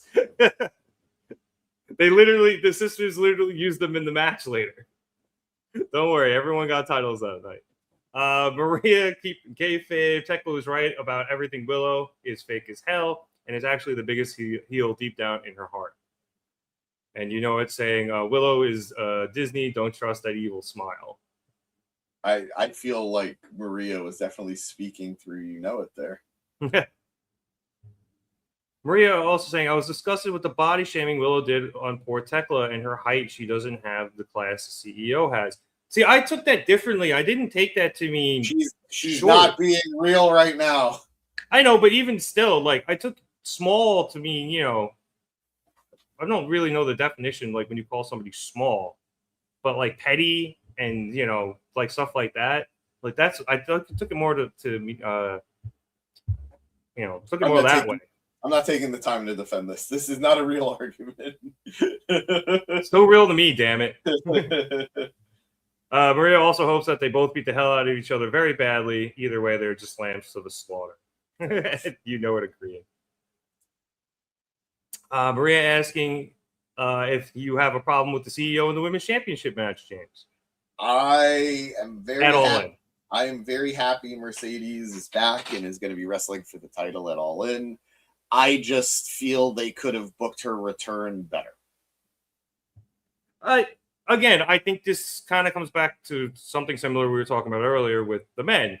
There were injuries, and Tony had to pivot, and obviously one of the best pivots you could make is bringing Mercedes back and throwing her in the, you know, the women's titles match at All In. Now, I still don't know what happened with Willow in terms of the timeline, because it doesn't make a whole lot of sense that she would go out, they'd crown a new champ, and then she'd be right back. But yeah, I still don't get how that played out. Yeah, but I am honestly convinced that they thought she was going to be out for months, and she only ended up being out for like 6 weeks. I think so too. Yeah. You know, it's saying that'll look like bullying. I thought that was a faux pas nowadays. Only if you, it is, unless you do it to corporations. You should bully corporations when they do stupid shit. Absolutely. That works. Fernando with a good question here. What are our thoughts on WWE taking a page out of AEW's book and introducing an interim championship for the WWE Women's Championship? That is a great question. I didn't know they did that. They're doing it for Rhea because Rhea's hurt. Oh, I did hear Rhea was hurt. I forgot she was still champ, but that's the women's division for you in WWE. Yeah. Liv still hasn't defended the title. I'm aware. I think that's insane. It bottles the mind. It took you a sec, didn't it? It's mind-boggling. Like, it keeps all your thoughts in a bottle. And you stop it. I'm tired. I don't have time. I was never against the interim thing in AEW. I know a lot of people didn't like the interim championships in AEW. A lot of people didn't like it. I know everyone sort of liked it upon the inception of it being used in AEW, but as it was being implemented, people really turned on it. I liked it. I did think that it got to a point where things were getting a little too confusing or a little too convenient. But I'm not against interim championships. All the people who didn't like it for AEW better not like it for WWE, but I know that's not really going to happen. Nope, those battle lines are drawn already. So I'm okay with it. I think it should be like a case-by-case thing. If somebody's hurt and they're going to be gone for 6 months, don't do an interim champion. Strip the championship and crown a new one. If somebody's going to be hurt for like 2 to 3 months, I'm okay with it. I'm okay with it. Yeah, I would think so. I mean, bring back the old, what is it? Is it 30 days or 90 days you have to defend the title? It's 30 days, and nobody ever. Yeah, because like you said, Liv hasn't defended the title since she got it. But I mean, if you're at minimum, I think 90 days is probably a good cutoff line to like, are you going to be back within that point? We can do an interim championship. But I think WWE has done it before. I feel like they have at least once or twice. You just got to be careful with it, and you have to book it well, because I think if you look at like the women's side of things in AEW, when they did the interim championship with Tony and Jamie Hayter, it ended up working out okay. Part of that was because Thunder actually ended up having to get stripped. Yeah. But I think even then, Thunder coming back, it would have been fine. You look at the men's side of things, you had that debacle. I think it was the second time they did the interim championship with Mox and Punk and them not getting on the same page of how to do things, and Punk not seeing Rocky 3. So you gotta be careful with how you book. You don't even need to see Rocky 3 to understand how that's just a good story. Yeah, I mean, really, like, you come back too early, you fail, you do a bunch of awesome training vignettes, you come back, you win. How is that difficult, Punk? Maria just hates it for all wrestling promotions, and that's fair. Yeah, that's fair. It works very differently, again, for not only from promotion to promotion, but from combat sports to wrestling. They're both incredibly different things. It works a lot better in combat sports than it does in wrestling. Because it sets up for a fun matchup return. Yeah. You know? And with wrestling, it gets a little more complicated just because it's week to week. Yeah, and you would think, yeah, exactly. Wrestling is week to week. Those people are on the show every week. Fighters, you see them once every 4 months. Yeah. Maybe once every 6 months. Yeah. You know? So it's incredibly different. In theory, it should work the same. You know, you have an interim champ, then the champ comes back, you have that match, and whoever wins is the champ moving forward. But like you said, yeah, it being week to week makes it very different, and obviously booking decisions become a thing as opposed to just go out there and fight. Yeah. So I think we've also only ever seen one instance of the interim champion losing the interim championship to someone before the champion came back. Mina dropped the interim Ring of Honor TV Women's Championship to Mercedes. Right. And then Red Mercedes came back. took on Velvet. Mercedes won, but then lost it back to Velvet. Right. Yeah. Complicated. Let's see. It's saying Willow definitely patted Thekla on the top of the head. That's a dig at her height and her heel move. Go back and watch. And yes, he has turned on Willow. All that cheer and smiling just irks me too much. You guys heard it here first. Willow Nightingale is a height supremacist. I got nothing. I'm 6'2". Let's see. Hello, JT. Welcome. What in. up? What's going on? Let's see. He thinks we get Thekla, Monet, and Willow at Allin in the triple threat. She's got nothing for Allin if she loses. That's something we've thrown about here on the show. We are just a little concerned, not concerned, but we also think the international title is going to be a triple threat between Fletcher, Takeshita, and Okada. Yeah. So doing three ways might be a little overkill, but honestly, if they both happen, I'm still pretty fucking good with it. I am too. I think that I personally think that is the way to go, triple threat wise. But I do unfortunately have to push back on JT on this.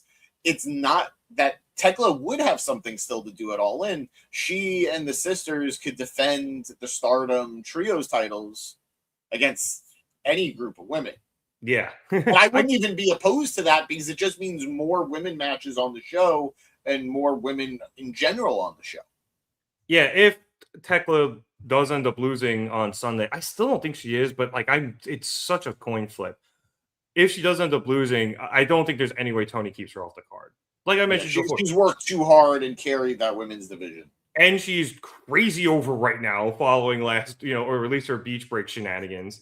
And not to mention she's been getting crazy over incrementally, but I think that really helped shoot her up something fierce. But I also think having a European star not have a match in Europe would be kind of dumb. I agree. I know it's not her home country, but it's pretty, it's closer than most of our other matches. So I have no idea what you're squinting at. Oh. I'm just gonna leave that there and then move on.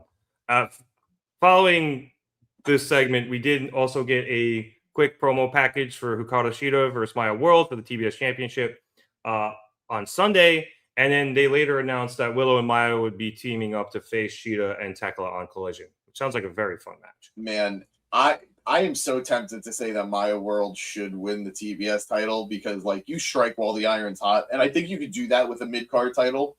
Yeah. But Shida should not lose the title yet. I agree. All right, after that, we had our next match. We saw my man Switchblade Jay White face off against Clark Connors. Just literally jumping to the finish here. White won by countering a spear into like basically a flying arm triangle. Yeah. I don't know how he did it. And then he flipped on his back and bridged up on his head, and then Connors ended up passing out. That is such a unique submission finish. It was pretty crazy. I was like, first of all, I thought he hit a pedigree. Like that's what it looked like. That was a like Roman Reigns, Seth Rollins. Yeah. Yeah, no, absolutely. I was like, what? And then he had the in the cravat, and I was like, oh shit, okay. After the match, Connors came to and started getting pissed off, so White decided to hit him with a Blade Runner. But that allowed David Finlay to sneak in and hit White with the Shillelagh. And then the Bang Bang came down, led by Juice Robinson carrying a chain, but Finlay was able to escape into the crowd. I don't know how I feel about this match, James. We talked about Switchblade's wrestling style and how it's very counter-based. And we saw that in the finish. Yeah, exactly. And we saw that in a lot of the false finishes, too, towards the end, which is where it kind of started to pick up a little bit more. But the rest of this just felt really slow, and like there wasn't a lot going on. This was the low point of the night. Okay, it wasn't just me then. No, it was. And I say that as someone who's invested in both of these guys. I love Jay. I've really come to respect him as a wrestler, as an all-around performer. And I'm a fan of Clark Connors. Like, I have early stock in this guy. Like, I think he can turn into something big down the road. Damn. This match just didn't really have any heat to it, in my opinion. Yeah, crowd was quiet. Beyond the fact that Jay is a counter wrestler, Jay suffers from the same problem that Okada suffers from. His matches have gears, and his matches have like a plot line that they follow, a through line that they follow, and he usually doesn't hit that last gear until the last couple minutes of a match. So his matches tend to be better the longer they go. Yeah, I've definitely noticed that. So he wrestles a very New Japan non-strong style match. And it's not for everyone. And it's not something that he benefits from wrestling on weekly TV that often. So I'm a big believer that when Jay is on regular TV, he should be wrestling in multi-man matches or tag matches. Like, put him with the Guns, put him with Juice or Ace. But I don't think he should be wrestling singles every week. And obviously, he's able to turn it on. Like, he was a standout in his Continental Classic year. Oh, God, so good. But it is something that makes weekly TV harder for him. I thought the match was... I don't think it was bad. I just think it was fine. I think it was like... It happened to happen. And I think the promo that happened after was better than the match. Yeah, and I could jump to it if you'd like in a second, just because there's a bunch of shit in between these this and that segment. Comments first. Well, I wanted to just keep going because I feel like not that Connors is. I don't know if he is also a counter wrestler, but it definitely feels like when he comes in, he's a very short burst of energy, like hot tag guy on the heel side, obviously. Yeah, and he does do a lot of good counters. So maybe it was just a styles make fight type of thing, and it was just their styles are too similar, and that's just what made it bad. To me, it's not even that they're too similar. It's just that Connors tends to be a pretty explosive wrestler, and that's good, again, for tag matches or multi-man matches against a guy like Jay, because Jay can capitalize on that and have that moment of countering that and that ending a match. Right, but then that's a short segment as opposed to 10 minutes. Exactly. So you have a bull in a china shop in Clark Connors, and you have the ultimate matador in Jay, but bullfighting doesn't last long. They're quick. They're quick rounds. Usually. So I think when these guys go again in a tag match, it's going to be a lot better. Yeah, I think I agree a lot with you there. It just ended up being a kind of weird one, and is what it is. Yeah. All right, yeah. Let's see some comments here. You know what I'm saying? I'll give James a nice win for tonight. Definitely won the T-shirt. I'll take it. Thank you. Nice. Maria is saying, speaking of people who should win titles, what about Jay White? Absolutely. He will be AEW World Champion some point next year. Yeah, 2027, Jay White, AEW World Champion. Yes, at least Ideally, he takes the title off of Ospreay. Yeah, I think that makes a lot of sense. Yeah. I mean, first promo back, he alluded to it. Yeah. It's going to be nuts to be in a world where it's babyface Jay White challenging for the AEW title against heel Will Ospreay. It's going to be bonkers. Probably, but we'll see. JC saying, agreeing with us that they thought that Jay did a pedigree as well. We welcome in Agent GTP. Does Rey Mysterio take his mask off while sleeping? Probably. I'm going to say yes. He takes the mask off quite a bit nowadays, actually. It's saying that only gringos take off luchador's mask. Fernando saying, calling Connor's the Fletcher of the dogs. I kind of like that comparison, but we'll see. That's a bold statement. It's early. It's early for Connors in AEW. I like him a lot, but he's got a ways to go. I like him a lot too. I don't know that I could call him the Fletcher yet, but I would be happy to see him like rise to that comparison. But yeah, it's a strong group. Finley is very underrated, underappreciated. Gabe Kidd, I cannot wait for. Like, I'm clawing, waiting for him to come back. I've seen a lot of people kind of be like, I'm good without Kidd being in the dogs. Now, I don't know if I agree with this or not, but I don't. They are kind of enjoying like the fun that the dogs are having. And this is mostly on Collision. I don't know if you've seen some of their back and forth promos with the Bang Bang Gang, where like the Bang Bang Gang is talking like pretending to be vets, and then the dogs basically just did a Sarah McLachlan commercial about the Bang Bang Gang, and people know that comment section were like, you can't do that with Gabe Kidd. It doesn't work. I disagree. I think you can, and it makes it funnier because you have these two absolute clowns in Finley and Connors, and then you have Gabe Kidd in the back just selling it. Like, Tomohiro Ishii should not work in the conglomeration. Guess what? He absolutely makes it funnier. Yeah. And I think Gabe Kidd could be that guy. John Moxley laying one-liners out, poking Pac in the stomach. Like, you need the straight man to the funny man. And he could be their straight man. And this isn't something I necessarily agree with. I'm just, voicing some of the opinions out there. Because Maria's saying that Gabe is her favorite member of the dogs. And that's a good choice. But I can see where people are coming from with it, but I think whenever Gabe is able to get back, then we'll hopefully be able to work in this side of the dogs with the unhinged Gabe Kidd. Yeah. Fernando saying that Jay White is a unique talent and very valuable. Excuse me. I 100% agree. I agree. And JT saying, when do we get Fletcher versus Knight for each other's titles? I don't know if we do title versus title.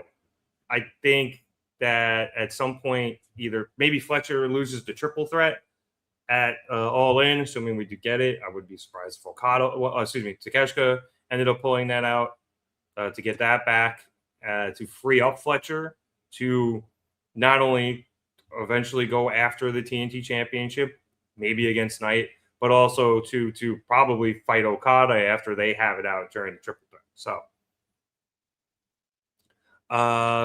it's saying, never mind. I should read ahead. I miss Shibata. Yeah. Oh yeah, that's true. He'd speak and spell. Yeah. JC, when did Gabe Kidd leave the Death Rider? So Gabe is technically affiliated with both. It's slightly confusing.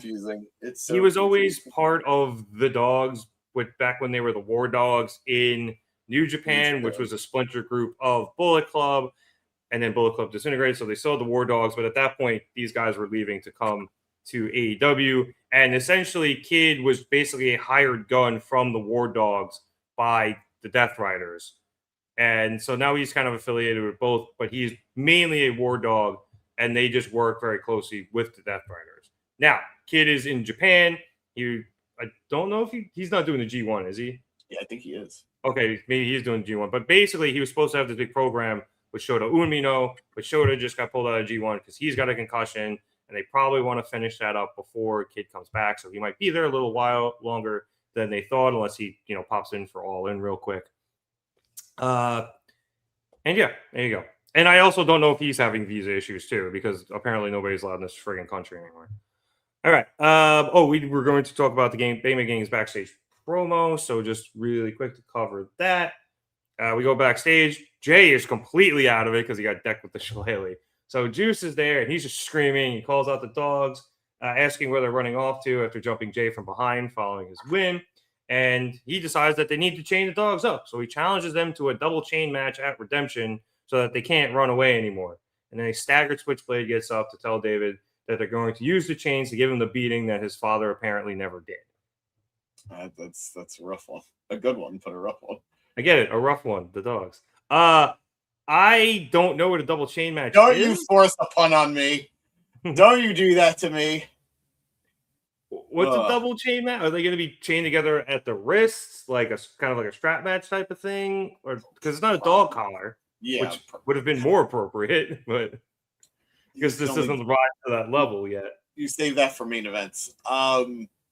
Yeah, I imagine it's one member from each team is going to be chained to another member from the other team, and there'll be two chains. Sure. I'm just kind of bummed. You have a tag team in your group. It should be the Guns, right?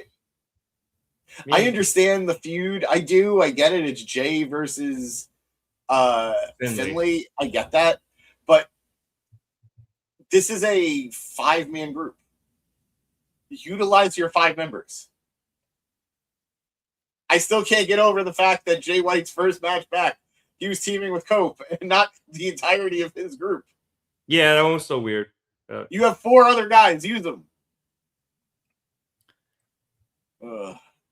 Yeah. No problem, JT. Got you.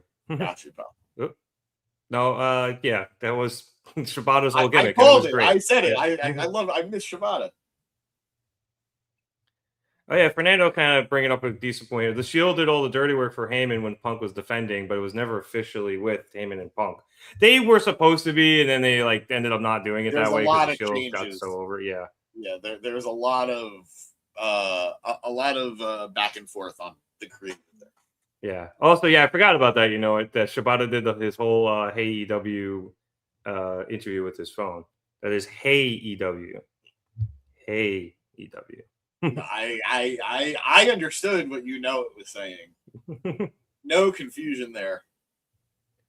All right, we got just a couple more things here. After the Switchblade Clark Connors match, we had go to the Bang Bang Gang promo. I did. Literally just did. Oh yeah, no, you're right. My bad.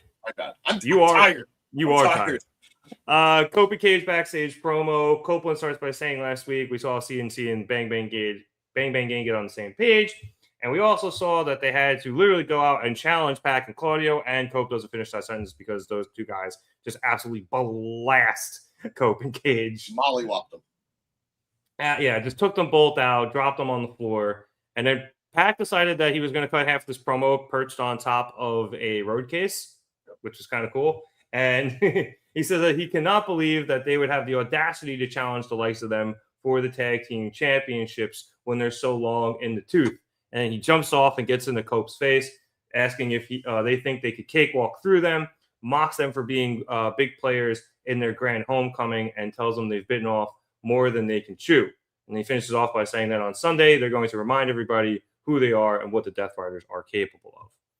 So considering this happened in 2 30-second clips, I'm hyped for this match. Yeah. It's going to be a fun tag team match. Yes. I know we went to bed, but I'm sure Derek is very excited about it too. Yeah, I think so. I imagine. JT saying Cope and Cage versus the Death Riders came out of nowhere. It makes sense in terms of the fact that the Death Riders have been involved in beatdowns against Cope and Cage, especially last week on Dynamite. But yeah, they challenged on Collision, and then you do this segment, and now that's been most of the build. The fact that the Death Riders are associated with the Dogs, who Cope and Christian were feuding with, it's how we got here. Yeah, there's been a lot of crossover stuff between Death Riders, Dogs, Bang Bang Gang, Cope and Cage. Yeah. All right, last thing we got to cover is Divine Dominion facing off against the Sisters of Sin for the AEW Women's World Tag Team Championships in a no disqualification match. And that includes an extra parenthesis just for your viewing pleasure. My detective text right now. Seeing those women in the hockey jerseys did something for you. They were nice. I mean, I was literally going to say they came out in some sick hockey jerseys. Yep. First thing I wrote. Let me get one. Let's see. Julia, about 10 minutes into this match, maybe not 10 minutes, a few minutes into the match, accidentally stabbed Skye in the head with like a spike or something, or a screwdriver. And that busted her open because it's Skye Blue in a, no disqualification match. She's going to bleed. Surprisingly, not as much as usual. Yeah. Yeah, it was pretty well controlled, well contained. This was light work for Skye. Normally, she is covered head to toe in her own blood. Nobody makes her bleed her own blood. To get to the end of the match, I know I'm skipping over a lot of great stuff here, but we got towards the end where we had a very cool standoff as all 4 women picked up their titles. So Divine Dominion picked up their Women's World Tag Team Championships. The Sisters of Sin picked up their new Artists of Stardom's championship, and then they all ran at each other and tried to hit each other, and they all just kind of missed. And then we ended up with Bayne and Kross having Blue and Hart up for what looked like they were probably going to be brainbusters onto the titles. Mm-hmm. But then the Sisters countered both of those into DDTs onto the titles. Well done. Kross kicked out of her DDT as Bayne had rolled out of the ring. So Skye brought Kross up to the top, put her head in on the turnbuckle and pulled out one of Will Ospreay's moves and hit a cheeky Nando's, which I'm not surprised considering how much of an advocate Will has been for Skye lately. Absolutely. And then she climbed to the top rope herself on the outside, mind you. Probably maybe trying to set up for a code blue off the top rope or something. But instead, Megan Bayne came over and she grabbed Skye and power bombed her off the apron through a table on the floor. Can we take a moment, genuinely, no silliness, can we take a moment to acknowledge how much of a badass Skye Blue is and how much better she's gotten in the ring? She is awesome. She's always been a sicko. Yeah. Fletcher talks about how much of a sicko she is. He's like, she does things that I'm petrified to do. Yep. I got to give her all the credit in the world. She is busting her butt to be better and better, like at every show, in every interaction. And I happily would love for her at one point to win a singles championship and beyond. Yeah, she's having great matches here. She's having great matches in Eve, which again I believe is Ospreay's promotion, the whole women's one. She's apparently cutting very good promos over there too, as well. She's been working on that part of her game a lot as well. So yeah, shouts to her. And I know Julia Hart kind of gets left out of these conversations, but she's been busting her ass as well. Absolutely. I don't think we see it as much in terms of people gassing her up on the internet, but she is. So I think they're both so young, and they've both come a long way since we first saw them in AEW. I think the thing with Julia is, I think winning the TBS championship actually did more to hurt her in the long run, simply because she had hit a high mark and then has not hit that mark since. So it just feels like she fell off a little bit, as opposed to Skye, who is just continuously on the rise. So it's unfair because I think Julia is doing a great job as well, and she is getting better. It's just she's haunted by her own success. Yeah, and I'd also think too that the House of Black kind of falling apart, and then the Hounds of Hell also kind of falling apart. It kind of it kind of set her back in terms of just where she was on the card because they didn't really know what to do with her. Yeah. And sticking her with Skye helped, and then Thekla coming in and them all forming the triangle has worked out beautifully for all three. Yeah. Anyway, after Bayne put Skye through the table, she got back into the ring, and Hart snuck up on her and got her in an octopus, I think, pretty much. Excalibur called it by its Japanese name, but, I don't speak that. So eventually, Bayne was able to power through it, adjusting and getting Julia in position for a tombstone piledriver, hitting that. And spinning tombstone pile driver. Yes, the spinning tombstone pile driver. And then Kross came over and the two hit the From Heaven to Hell double choke slam. And then they pinned Julia to retain their titles. So very fun match here, James. Good hardcore match. You put the Sisters of Sin in a hardcore match, you're going to be fine. And I mean, I guess if you throw in Joey Janela's girlfriend, you're going to do pretty well with that too. I had a lot of fun with this one. This was probably the most fun match of the night. Yeah. Like I enjoyed most of the matches. I think like I said, I think the only downturn for me was Jay and Connors. But even that, I didn't dislike it. It was just the low point. But this was absolutely a fun matchup. I think all 4 women brought it. Sky Blue, absolutely sicko. God bless her. And I know there were some people that were really disappointed that the sisters didn't win, but it has to be the Birds at Wembley. It has to be, right? Yeah. Oh, yeah, absolutely. They've been building it too much. So the next month is going to be Birds. The Birds is the words. Just get us out of here. Asking on the men's side of the tag team, where does the New Day fit in? That's a good question. We're going to find out soon. They're either so a lot. I don't know if New Day qualifies. A lot of talent is becoming available this weekend. A lot of released talent are eligible to sign with other places as of this weekend. So I don't know. I don't think New Day is part of it. I'm pretty sure the Motor City Machine Guns are. Yeah. Santos Escobar is. Yeah. Yeah. He just tweeted something out about proving people wrong. Yeah. There's a couple of talents that I'm sure are going to pop up in places, whether it's TNA, whether it's MLW, whether it's AEW. We're definitely going to see them. New Day, I think, is going to just be here we are. Tag titles, please. I think that's where we're headed. I also think they might have left the company a week after those big releases, like the Motor City Machine Guns and stuff like that. Yeah. One of those, Bloody Mondays or whatever. And so they might not be this upcoming weekend, but maybe the week after. And at that point, you just pull the Hardys and debut them at All In. It's so tempting. I don't know. Yeah. We'll see. But I think I wouldn't be shocked if we get the Motor City Machine Guns at Redemption. Me neither. Making a good point as well that Spike Dudley is also available. I just saw a post on Reddit, where it was like a discussion piece. Spike Dudley in comparison to Darby Allin. And I would go recommend you check it out. Getting back to the women's tag title match, let's see. JC saying that this match was really good. I would concur. Again, asking where did the sisters get those titles? They got the Stardom along with Thekla. They're trios titles. Yeah. Now you're doing it on purpose. I know how James feels. Welcome to that Keith David meme. Welcome to hell, motherfucker. James cursed. Everyone finish your drinks. JT, will they create a hardcore title for Skye?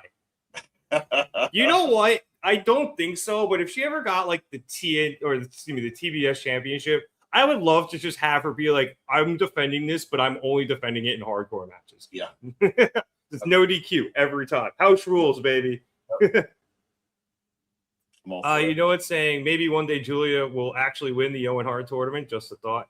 I mean, I'm not opposed to it, but let's see. Yeah, and then JT couldn't. I don't know if you mean Kyrie cost Thekla the title at Redemption. Wasn't she in Stardom?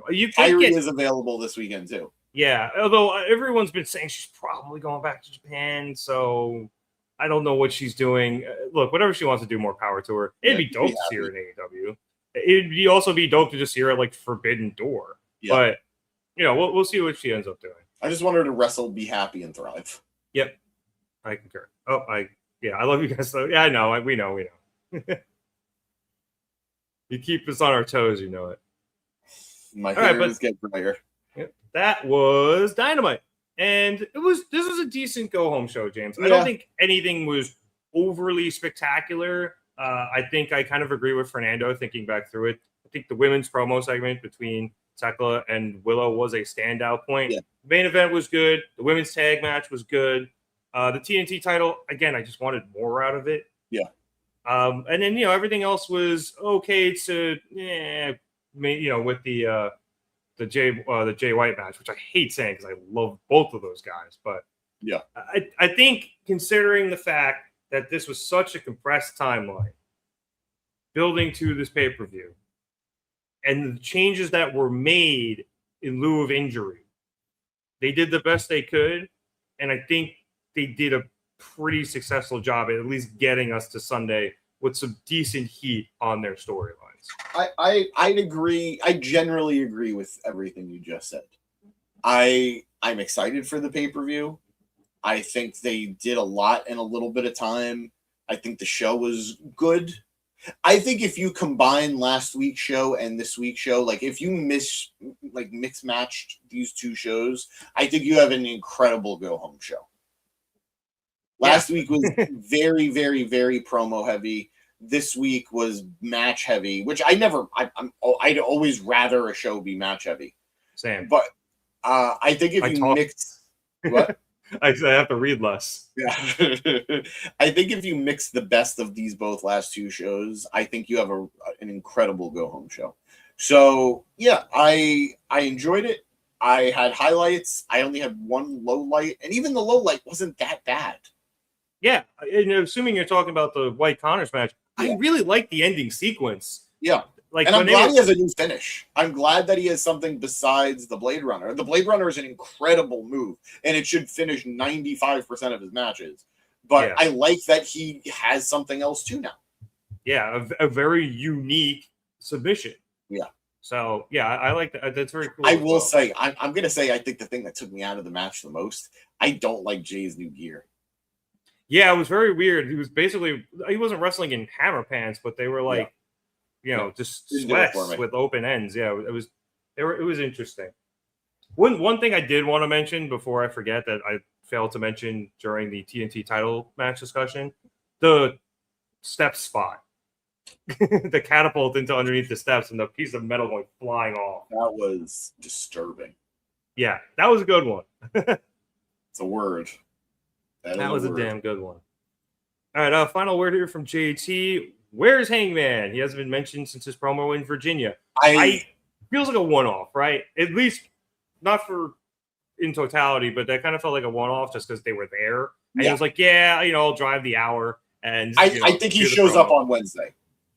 Yeah, I would think so. I very much doubt that he would be or not be at All In. And as I mentioned earlier, I'm of the belief that he gets a TNT title shot at All In against Kevin Knight because he called Knight out during that promo. So that's my guess. We'll see what happens with him, but it's my prediction, and I'm sticking to it. And I'm sticking with it, too. Thanks, bro. All right, on that note, I'd like to thank all of you so much for watching us here at the Mark It Down Podcast. We'd appreciate it if you like and subscribe. If you like the video, let us know that you're enjoying what we're doing here on the pod. We keep doing it. And if you didn't, or you have some suggestions, leave us comments. We appreciate any constructive criticism so we can make the show better for you guys. If you subscribe, you continue to get all the great stuff here on the channel. We will be here for Redemption on Sunday. Tomorrow, I presume we have a gym pack zone. Yes. All right. So for you TNA fans, check out James tomorrow night. I'm going car shopping tomorrow. So that sounds like fun. We're trying to do our best to cover a little more WWE as we head up to SummerSlam, and we will most likely be covering that as well. And obviously, we'll be back here next week for Dynamite. If you'd like to check us out on some of our social medias, Instagram, Facebook, TikTok, Blue Sky, Twitter, those links are here in YouTube, on YouTube in the description below. If you're watching us over on Facebook or somewhere else somehow, and you want to check us out on some of our social medias, Twitter's @markitdown_pod. Instagram is @markitdownpod, youtube.com/@markitdownpod or /markitdown3665.